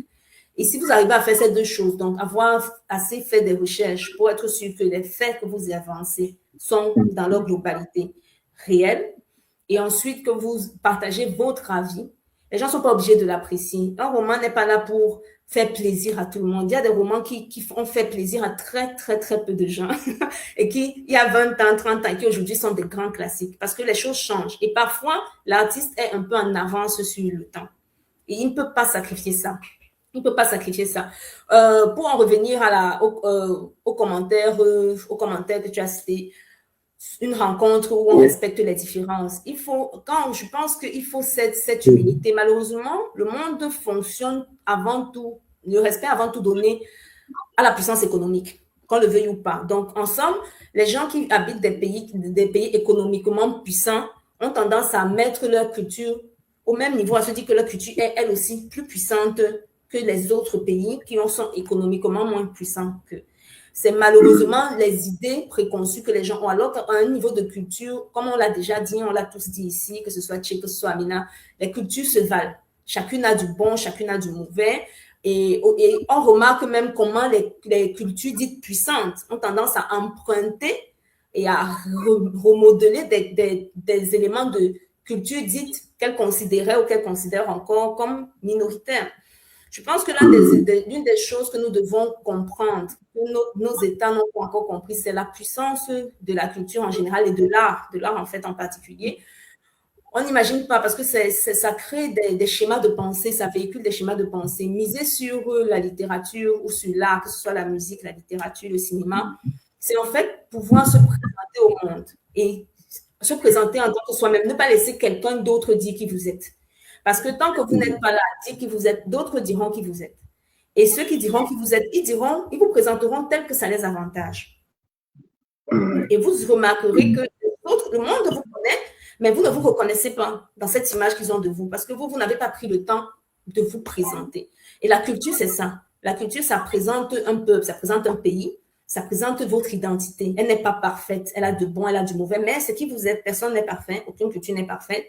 Et si les États ne comprennent pas à quel point il est important que ce soit à eux-mêmes, à chacun de dire voilà qui je suis, dans ce carrefour de rencontres interculturelles-là, alors on est très mal barré. Il faut vraiment qu'on comprenne l'importance qu'il y a à se présenter soi-même à l'autre. Comme l'autre vient se présenter à nous, c'est une marque, c'est là qu'on gagne son propre respect et c'est aussi ainsi que l'autre vous respectera.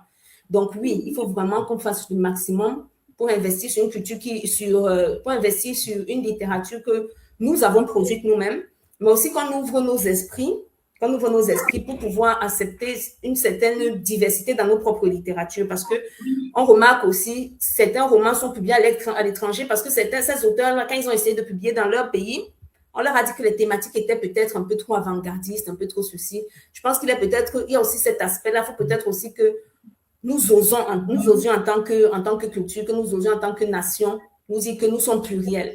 Nous sommes une interculturalité déjà, c'est un fait. Mais aussi, il y a des évolutions, il y a de nouvelles thématiques au jour le jour. Et certains auteurs sont souvent en avance sur ce qui sera une thématique dans 10, 20 ans. Il faut avoir cette audace-là de se laisser aller dans des choses un peu différentes. Donc, c'est à peu près ce que je pourrais dire. D'accord. Et ça, bien sûr, ça introduit la dernière partie de notre programme. Il nous reste un quart d'heure. Là, nous allons essayer de rattraper sur les moments de soucis de connexion. Alors, Cheikh, j'ouvre cette partie-là avec toi.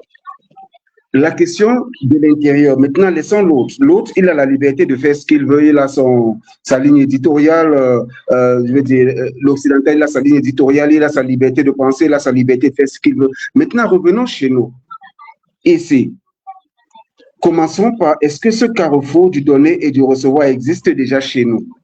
Pour qu'on essaye d'aller le voir ailleurs. Est-ce que chez nous déjà, toi, tu as l'impression, sur le plan partage culturel même déjà, quand tu écris, est-ce que les choses sont reçues? Je ne parle pas des positions qui sont prises, mais je parle juste de la valeur même déjà de l'auteur dans son engagement d'écriture. Est-ce que cela est reçu pour commencer? Et quand je parle de reçu, est-ce que le public, il reconnaît ce qui est produit sur le plan local? Là, on est maintenant entre nous.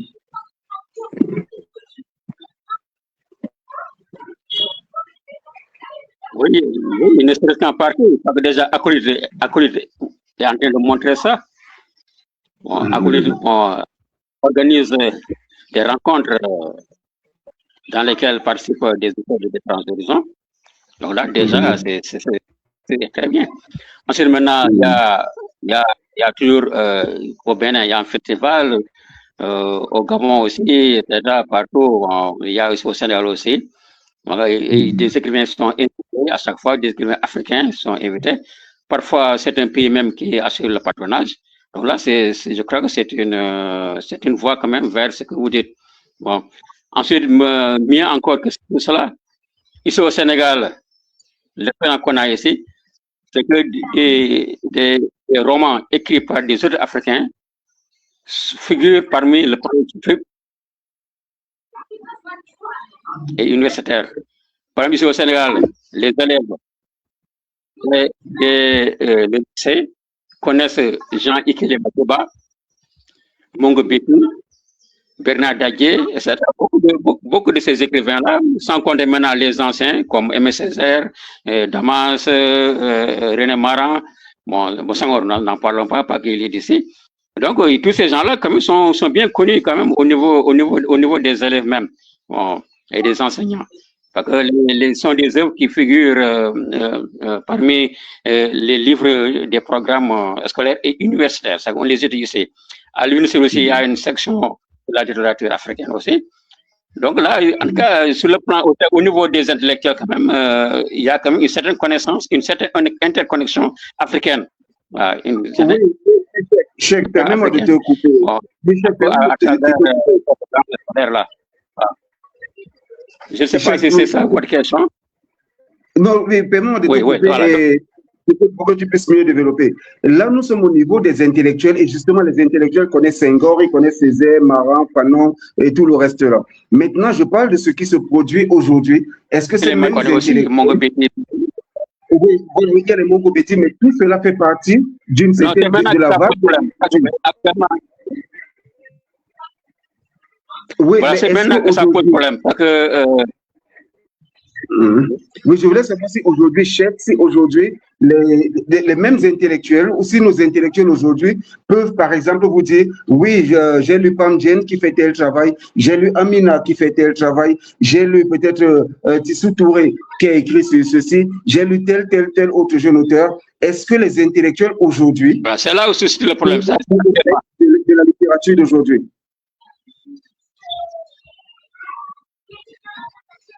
Voilà, j'ai parlé du passé, mais actuellement, là, c'est actuellement vraiment le bas blesse quand même. Actuellement, les auteurs africains ne sont pas bien connus. Par exemple, vous écrivez au Cameroun et tout cela, bon, en Côte d'Ivoire, il y a des gens qui gagnent des prix, mais ils ne sont pas du tout, quand même, ils n'ont pas de promotion ici au Sénégal. En tout cas, je ne m'en rends pas compte. Bon, là, mais là, ça fait partie d'un problème général quand même de l'écriture. C'est un problème assez général, la promotion. Même les auteurs nationaux, il y en a de plus en plus, il y a des jeunes aussi, mais qui ne sont pas très connus. Ils sont des jeunes qui produisent des livres, mais ces livres-là sont vendus à des parents, à des copains, mais rarement à d'autres gens. Donc là, c'est une question générale en quelque sorte. Même au niveau des écrivains nationaux, il y a un problème de promotion. Et pour les autorités de d'autres pays, c'est la même chose. Voilà. Là, c'est pourquoi j'ai parlé tout de suite de l'impérative implication de l'État. Parce que comme ne pourront pas gagner, il faut vraiment que l'État intervienne quand même. Que le ministère de la Culture soit vraiment le ministère de la Culture, mais pas tout simplement à la télévision, etc. Vraiment qu'il y ait une implication quand même conséquente de pouvoir privé. Voilà. D'accord. Oui, Fransley, est-ce que tu es avec nous maintenant pour qu'on puisse prendre ton avis, Fransley? Est-ce que tu es avec nous? Hello. Oui, Fransley, on est avec toi. Est-ce que tu m'entends? Ok, c'est super. Donc maintenant, nous sommes justement avec la question de l'interculturalité. Est-ce que tu nous as déjà suivis entre-temps, depuis qu'on est là? Je sais que tu as des problèmes de connexion. Est-ce que tu peux nous donner ton avis sur ce qu'on a dit, te présenter, nous donner un peu ton avis?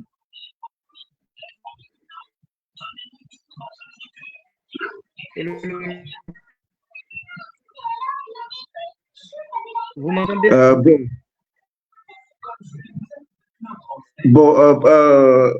Fransley, est-ce que tu peux couper ta caméra déjà? Est-ce que tu peux couper ta caméra? Ça va optimiser ton Internet et là, on pourra peut-être mieux te suivre. Bon, d'accord. Pam, je viens vers toi avec cette autre question, bien sûr, toujours dans ce qui se passe à l'intérieur dans ce qui se passe chez nous. Oui, il y a cette question d'Afissato Ouedraogo Touré. Bien sûr, tu pourras développer après. Elle demande où se trouve donc le problème avec les intellectuels d'aujourd'hui. Ne sont-ils pas satisfaits par les thématiques ou est-ce qu'ils ne lisent pas? Bien, ça c'est quelque chose qui est suffisamment vaste et là on a peu de temps, mais on pourra donner un avis là-dessus avant de boucler. Alors, Pam, nous remarquons qu'il y a beaucoup de rencontres littéraires, il y a beaucoup de festivals. Il y a énormément de moments de partage et tout. Et aussi, le fonctionnement de ces festivals est un peu particulier dans la plupart. C'est un peu particulier. On va, par exemple, offrir des invitations aux auteurs primés à l'étranger ou aux éditeurs étrangers ou aux promoteurs littéraires étrangers et demander à celui qui est à côté de payer son propre billet d'avion et autre chose. Bon. Alors, est-ce que tout ça, avec tout cela, bon, quand on parle de carrefour et de toutes ces rencontres, est-ce que ces rencontres véritablement sont des carrefours ou plutôt juste des moyens de rebondir vers une nouvelle invitation, peut-être à l'étranger, ailleurs et à d'autres endroits? Est-ce qu'on favorise véritablement la culture?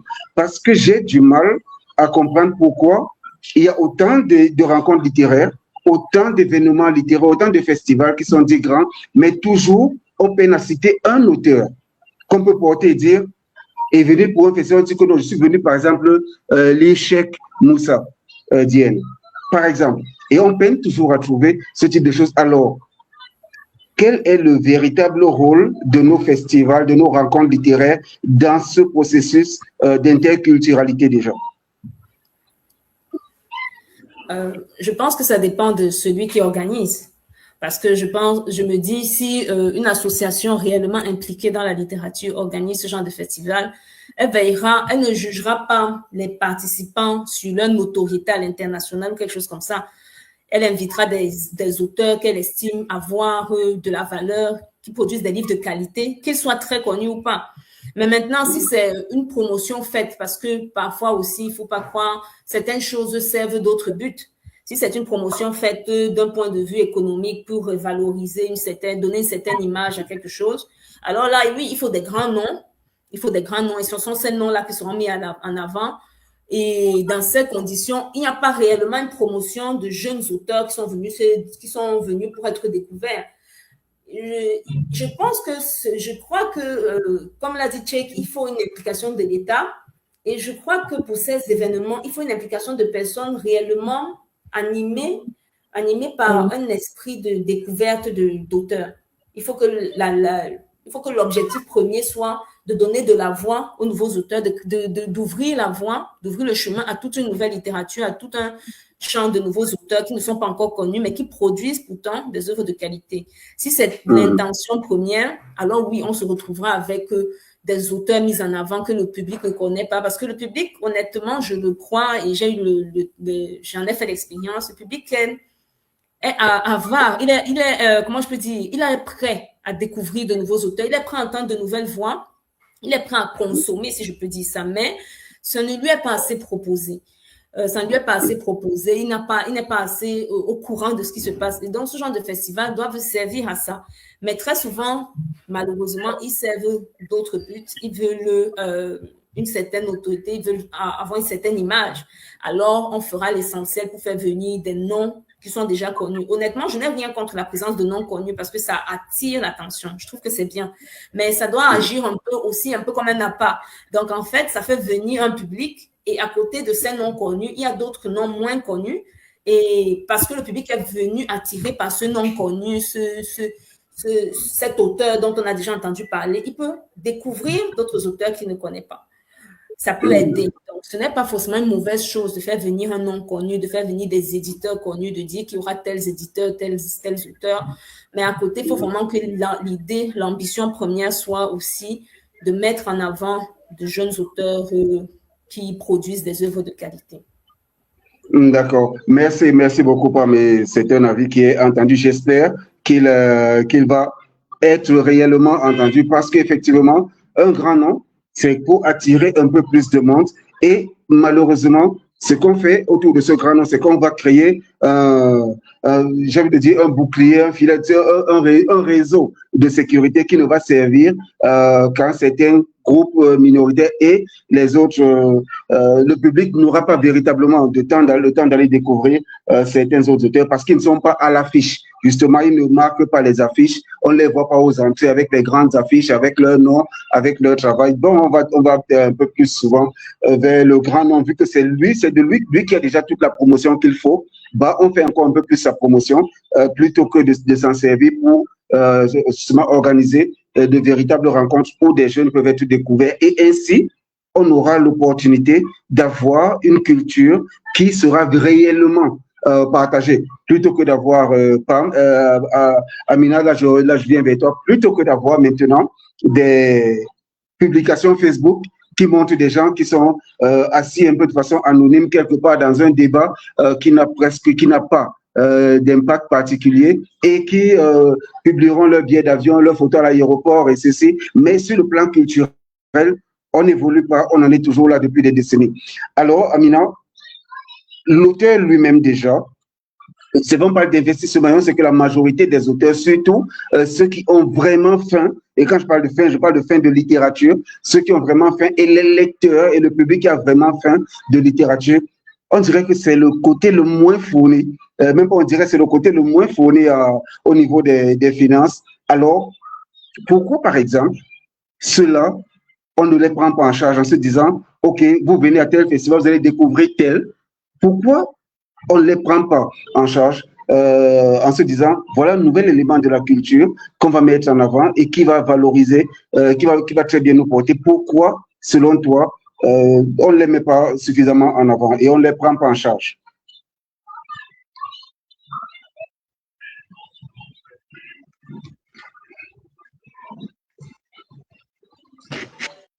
En fait, c'est triste de le dire, mais là, je parlerai du business. C'est du pur business, en fait, qu'ils font. Donc, quand on parle d'organiser un événement littéraire où on aura plusieurs acteurs du livre et qu'on met plutôt les grosses têtes en avant, sans chercher à se dire, il y a des no-names qui sont là à côté, on peut voir comment financer leur déplacement. C'est du pur business. Malheureusement, je le dis encore malheureusement, c'est du pur business.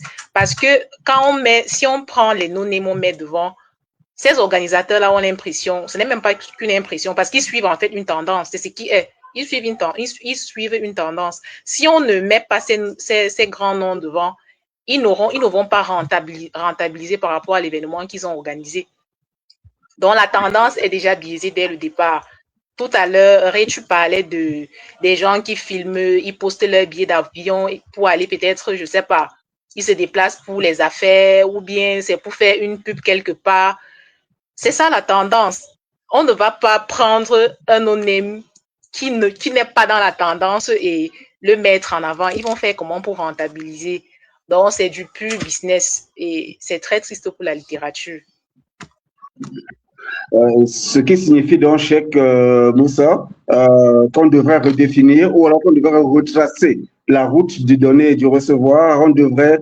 Qu'est-ce qu'il faut faire donc concrètement pour que la culture soit l'élément vraiment partagé, plutôt que le nom, plutôt que l'édition, plutôt que la distinction littéraire? Qu'est-ce qu'il faut faire pour que la culture soit vraiment ce que l'on partage?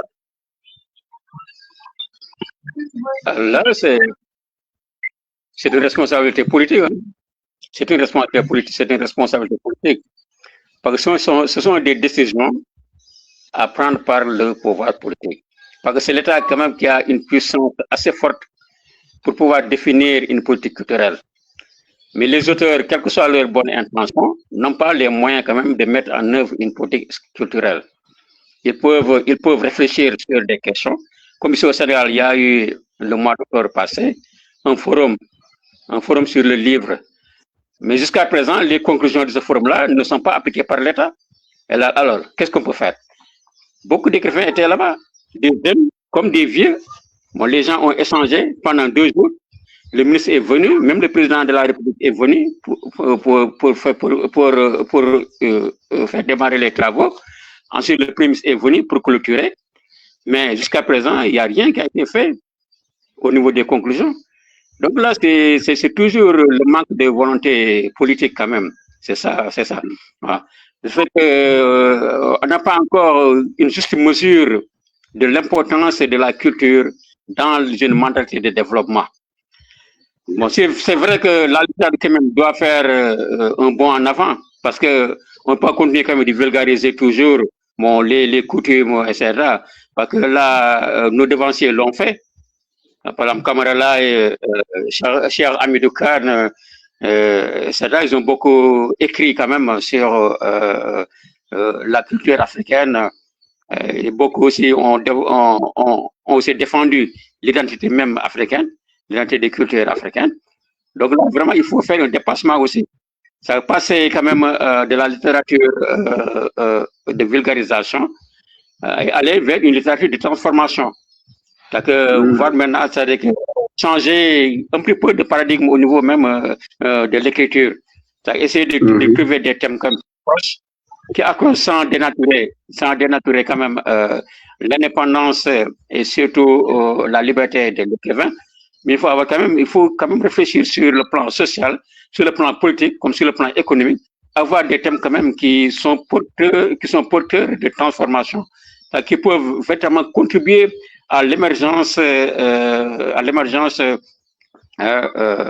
même des populations sur le plan social, sur le plan économique, sur le plan politique, etc. Un éveil politique, tout cela, la littérature doit vraiment embrasser beaucoup d'autres domaines et ne pas se contenter tout simplement de la vulgarisation culturelle.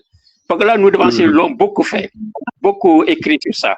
On a beaucoup écrit ça. Peut-être même il y a une saturation même de ce thème-là. Mais là, il faut vraiment quand même aller de l'avant, essayer d'étudier quand même et de voir qu'est-ce qui peut accrocher, qu'est-ce qu'il faut faire quand même pour mieux promouvoir la littérature. Là, c'est vers ça quand même que va se jouer quand même l'interculturalité. Sinon, on risque quand même, au lieu d'interculturalité, on va continuer de subir. On va continuer de subir. Donc, le donner d'une fois, comme vous venez de le dire tout à l'heure, on risque quand même de recevoir et de ne rien donner. En tout cas, ce que nous donnons ne sera pas pris par l'autre. Là. Donc là, vraiment, il faut vraiment les thèmes, faire des recherches et vulgariser quand même de nouveaux chantiers. C'est à ça que j'appelle les jeunes écrivains quand même. Voilà. D'accord, merci beaucoup, Cheikh, pour cet avis plein de sagesse, pour ce regard plein de sagesse déjà. Oui, parce qu'il faut effectivement passer de la vulgarisation à la transformation, parce que là, on continue de vivre avec une société qui subit, et la preuve qu'elle subit, c'est qu'elle fait cette production à outrance qui n'a aucun impact. Ça, c'est réel. Donc, on est toujours, c'est comme si on en était, comme si le nombre de publications mensuelles, la centaine de livres qu'on va voir sur le marché, peut-être parfois une trentaine pour un même éditeur. C'est comme si c'était, juste pour dire, on peut le faire. Mais maintenant, qu'est-ce qu'on veut faire réellement? Donc là, on n'atteint pas les buts, si bien qu'on continue d'être dans la vulgarisation. C'est comme s'il faut repartir à la sensibilisation et la transformation, elle ne viendra pas, du moins pas tout de suite. Et l'un des enjeux, l'un des défis, justement, on en parlait tout à l'heure, c'était celui des intellectuels. Et les questions de Afisatou et Drago Touré sont tout à fait légitimes. Alors, est-ce qu'ils ne sont pas satisfaits par... quel est leur problème? Est-ce qu'ils ne sont pas satisfaits par les thématiques ou est-ce qu'ils ne lisent pas? J'ai envie de remplacer le pas par plus. J'ai envie de dire, ils ne lisent plus. Ils ne lisent plus, c'est ce que moi j'aimerais bien dire. Parce que quand on va regarder leurs travaux, quand on va regarder la majorité des discours, on en est toujours avec justement Césaire, Betty, Senghor, Lai, Diop et Fanon et tout le reste. Donc, on en est toujours là. Combien parmi eux peuvent se lever et prononcer un nom d'un jeune auteur d'aujourd'hui et parler de son contenu? Bon, peut-être lui, il faudrait que ce jeune auteur soit dans leur cercle, je veux dire, d'adoration, ou alors dans leur cercle familial, pour que son nom dise quelque chose. Mais le contenu de son travail et la critique, la recherche universitaire va très peu s'appuyer sur ces auteurs-là. Bien sûr, on va dire qu'ils sont très impréparés et on les condamnera tout de suite, mais l'encadrement l'encadrement, il ne suit pas. Alors, il faut aussi encadrer. La culture, ça s'encadre. C'est vrai, Cheikh. Tu as parlé du gouvernement et tout, mais nous-mêmes déjà, qui ne sommes plus, qui avons compris que le gouvernement, les ministères et tout le reste, ce sont des administrateurs qui vont d'un poste à un autre. Vous pouvez être à la santé aujourd'hui, demain on vous envoie au sport, après l'autre côté, vous serez à la défense. Donc, le livre, pour vous, il ne sert à rien. Vous n'êtes pas taillé pour le livre. Et vous ne le connaissez même pas, déjà. Vous, l'administrateur, vous ne connaissez même pas le livre. Combien ouvrent des livres et se disent, ah oui, la littérature elle est intéressante, la culture, il faut vraiment la promouvoir. Ça arrive peu. Alors, c'est pourquoi on va s'asseoir et se regarder. Nous, qu'est-ce qu'on fait à notre niveau? Donc là, c'est le dernier niveau, le dernier défi à ce stade. Nous avons parlé de l'Occident. Nous savons ce que ça fait. Nous avons parlé de nos promoteurs, de leur festival. Nous voyons ce que ça fait. Nous avons parlé de nos administrations. Nous voyons ce que ça fait. Maintenant, en tant qu'individu, quand vous voyez les auteurs qui se démolissent sur les réseaux sociaux, qui se démolissent sur Facebook, vous voyez comment quelqu'un qui va se lever, il va prendre le livre d'un autre et il va l'assaisonner, il va le détruire. Je crois qu'il y a quand même, ils peuvent se le dire en privé entre eux, pour se dire, OK, parce qu'il faut un encadrement. Voilà, tu as écrit ceci, cela, cela. Est-ce que tu as bien vérifié tel point, plutôt que de se lever, d'aller sur Facebook et dire que tel autre est nul, celui-ci a fait ceci, celui-ci a fait cela. Donc, à notre niveau, maintenant, sur le plan individuel, nous allons sortir avec ça. Ça va aussi faire office de notre dernier tour de table. Je vais commencer par toi, Pam. Alors, au niveau individuel, déjà là où chacun se trouve, je parle des auteurs, parce que ce sont eux qui sont à la base de la littérature. Sans auteurs, il n'y a pas de livre, il n'y a pas d'éditeur, il n'y a pas de promo de festival littéraire, il n'y a absolument rien s'il n'y a pas d'auteur. Donc, au niveau de l'auteur maintenant, lui-même, quelle est l'attitude la plus positive possible? Je n'ai pas envie de dire la moins négative parce que c'est un peu plus, oui, réduire le lot de péché semble plus simple que d'augmenter le lot de vertu. Donc, je vais dire quand même quelle est l'attitude la plus positive possible pour pouvoir permettre la circulation des outils de culture comme les romans, les théâtres, les poésies et tout le reste. Je dirais que l'un des aspects, c'est, j'ai cette impression, je peux me tromper, qu'il y a malheureusement aujourd'hui une vague d'auteurs qui n'a pas été baissée par la lecture. Parce que je pense que ça part aussi de là. Quand vous avez beaucoup lu, comme c'est mon cas et le cas de la majorité d'entre nous, on est d'abord des lecteurs avant d'être des auteurs. Vous avez une sorte de respect pour le travail que cela demande. Alors, on ne peut pas aimer tous les livres. Et il y a des livres extrêmement célèbres qui ont reçu des prix que personnellement, je n'ai pas réussi à terminer. Je ne les citerai pas. Mais on ne peut pas aimer tous les livres. Mais on peut respecter le fait qu'un auteur se soit assis et pris ce temps-là pour produire une œuvre. On peut respecter cela. On peut respecter cela et aussi respecter ceux qui ont aimé le livre. Parce que dès l'instant où on détruit une œuvre en la traitant de médiocre et autres, c'est aussi dire que ceux qui ont apprécié l'œuvre ont un jugement qui est plus que discutable. Donc, on insulte à la fois l'auteur et tous ceux qui ont apprécié son œuvre. De quel droit j'ai envie de dire? Aucun d'entre nous ne détient la science infuse. Vous avez apprécié quelque chose, ok. Tant mieux, vous aimez ce que vous produisez vous-même et c'est une très bonne chose. Mais en tant qu'auteur, on doit se soutenir. Se soutenir n'implique pas forcément de dire que vous avez aimé un livre que vous n'avez pas aimé. Vous pouvez vous contenter de vous taire, tout simplement, et d'apprécier le travail qui a été fait. Se dire que voilà, commencer et terminer un livre, c'est déjà énorme. C'est déjà énorme de pouvoir commencer à écrire un roman et le finir. Rien que pour ça, il faut respecter le travail de l'autre, tout simplement. Il faut cette humilité-là aussi de savoir que comme nous-mêmes, il y a des livres que le monde a encensés et qu'on n'a pas apprécié, parce que je crois que c'est le cas de pratiquement nous tous. On a au moins un livre adoré par la majorité des gens qui n'est pas passé, si je peux dire ça comme ça, avec nous. Ça arrive. Donc, il faut avoir ce recul-là, se dire, voilà aussi un livre que je n'apprécie pas particulièrement, mais bon, s'il y en a d'autres qui apprécient, qui suis-je? Je les laisse faire. Donc, c'est une manière de laisser plusieurs courants d'idées avoir vie, prendre vie. Parce que ce n'est pas que ma réalité qui a le droit d'exister. Maintenant, je tiens quand même à nuancer quelque chose, à évoquer une nuance entre le fait qu'on puisse aimer ou pas un ouvrage et la qualité de l'ouvrage. Par exemple, l'enchaînement des scènes, les fautes d'orthographe, les fautes. Là, pour moi, c'est au domaine de, comment je peux dire, la base même de l'écriture.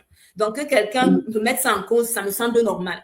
Parce que quand on prend un livre, la moindre des choses, c'est qu'il y a une certaine logique qu'un personnage qui a disparu n'apparaisse pas brusquement sans qu'on sache où il était et tout, qu'une scène ne se résolve pas de manière magique juste parce que, bon, on sent que l'auteur ne savait plus comment il allait s'en sortir, ou alors que ce soit truffé de fautes d'orthographe et tout. Ce genre de critiques, pour moi, ce sont des critiques, j'ai envie de dire, constructives. Mais sur ce qui est de la qualité du livre, de l'histoire elle-même, chacun a ses goûts et ses avis, et je ne trouve pas ça correct de détruire une œuvre sur cette base-là, en fait. D'accord, merci Amina. On en est à la fin. Déjà, tu vas aussi en profiter pour donner ton dernier mot. Alors, l'auteur aujourd'hui que tu es et ce qui se passe entre les auteurs, quelle est l'attitude à avoir? Parce qu'il faut repartir à la base. C'est l'auteur qui produit l'outil culturel, qui produit le livre. Alors, quelle est la bonne attitude à avoir pour que la circulation des cultures soit véritablement le donner et le recevoir? Amina, tu es là? Si tu es là, ton micro est fermé. Bon, Amina n'est pas avec nous, Cheikh. Voilà. Pour ce qui est de l'auteur, il a une responsabilité, bien sûr. Comme vous le dites, sans les auteurs, il n'y a pas de festival, il n'y a pas d'éditeur. Maintenant, au niveau de la responsabilité de l'auteur, d'abord, il faut de la rigueur, que les auteurs soient beaucoup plus rigoureux quand même dans la production. Parce qu'on ne peut pas imposer aux gens aussi une qualité moindre que des livres qui sont publiés en Europe. Donc là, vraiment, il faut quand même avoir de très très bons livres, bien écrits, bien pensés, et avec quand même un travail d'impression quand même impeccable. Là, vraiment, il faut jouer sur ça quand même, sur la qualité du texte, mais la qualité du livre lui-même. Ah, là, c'est le premier point. Le second point aussi, il faut que les auteurs aussi acceptent de lire quand même, de lire leurs collègues. Parce que si les auteurs aussi ne lisent pas leurs collègues, comment on peut demander aux autres de nous lire? Il faut quand même qu'on se lise, qu'on achète des livres. Moi, on a une fois dans un groupe, il y a un écrivain qui n'est pas quand même un jeune, qui a demandé tel livre, mais en PDF. Mais on l'a dit, mais comment ça? En tant qu'écrivain, vous demandez un livre en PDF. Alors que le livre doit se vendre. Il faut acheter les livres. Il faut les acheter. On n'a pas quand même à dire, bon, passez-moi votre PDF, passez-moi votre manuscrit. Il faut qu'on accepte de payer. Si on n'accepte pas de payer, comment on peut imposer aux autres de payer? Là, il faut que les autres quand même achètent les livres et les lisent. Ça, c'est le deuxième point. Le troisième point maintenant, c'est que il faut que l'auteur aussi, que les écrivains fassent eux-mêmes leur propre promotion. L'État peut intervenir, comme j'ai dit, avec la Bibliothèque nationale, les bibliothèques municipales au niveau des communes. Par exemple, ici au Sénégal, on a plus de 500 communes. Si chacune avait une bibliothèque municipale, ça ferait beaucoup déjà. Il y aurait une commande publique des livres sénégalais, africains, etc. Bon, là, mais les auteurs aussi doivent aussi, comme moi, quand j'étais jeune, les écrivains faisaient le parcours des lycées, des collèges pour donner des conférences. Mais actuellement, je ne vois plus cela. Là, les conférences et les exposés, c'était très intéressant. Et c'était une manière aussi d'amener les jeunes à aimer le livre, à lire et à écrire. Donc là, vraiment, il faut quand même qu'il y ait ça, des conférences, débats, les exposés, débats, etc. Là, vraiment, il faut reprendre ça. Même des dîners débats, on a organisé. Moi, j'ai participé à des dîners débats, mais c'est des choses extrêmement rares actuellement. Voilà. Ensuite, il y a aussi le côté associatif. Dans les associations, quand même, si l'association quand même est dynamique, là, on peut faire beaucoup de choses avec une association. On peut faire beaucoup de choses, des symposiums, on peut faire des échanges de livres, on peut faire des dons de livres, on peut aussi intervenir, être une sorte de lobbying au niveau des pouvoirs publics. Donc, l'association des écrivains aussi, ça joue un rôle très, très important. Mais j'ai l'impression quand même que, en tout cas, je ne sais pas chez vous, mais au Sénégal, quand même, il y a une certaine léthargie. En tout cas, je ne sais pas. Peut-être que là, ce n'est pas le moment le moment d'écrire quoi que ce soit. Mais quand même, l'association des écrivains, quand même, doit être très, très dynamique. Il ne faut pas se contenter de répondre à des invitations tout court. Il y a une invitation à Paris, il y a une invitation à Yaoundé, etc. Le président, le vice-président, tous les gens là, c'est payé des billets pour y aller. Il y a un salon du livre à Marrakech. Tous les présidents et les vice-présidents, tout cela se payent des billets avec les subventions de l'association pour y aller. Non, c'est pas ça, l'association. Les subventions, c'est pas pour ça, c'est pas pour payer des billets d'avion et des hôtels.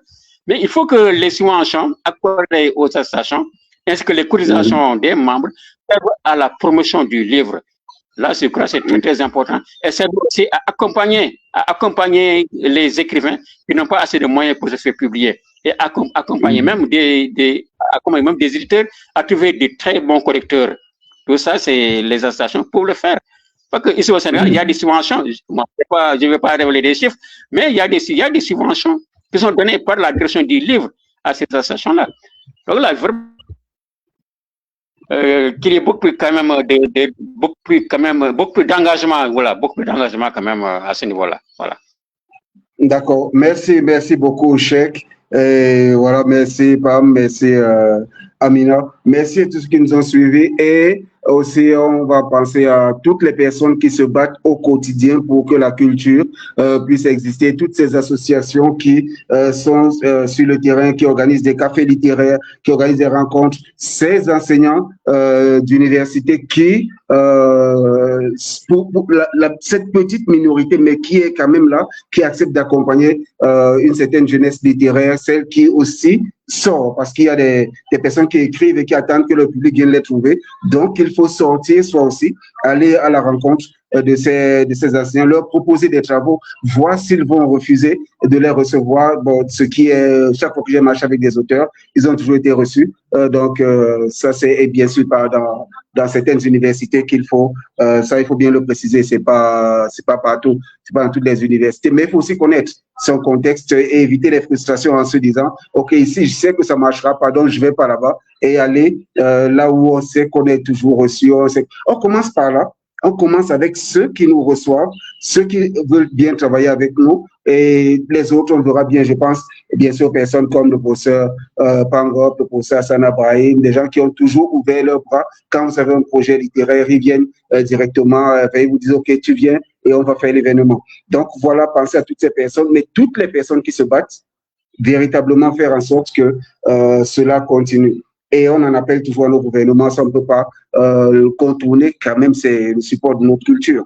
Donc voilà. Et merci, et vraiment merci d'avoir été très patient, tous ceux qui nous ont suivis. Et j'ai pris 30 minutes de plus, nous avons eu beaucoup de soucis de connexion, donc il a fallu rattraper un peu de temps. Malheureusement, Frensley n'a pas pu être avec nous, il s'est connecté, déconnecté, ça a beaucoup clignoté, il n'a pas pu vous donner son avis, mais je crois qu'à d'autres éditions, on prendra d'autres dispositions.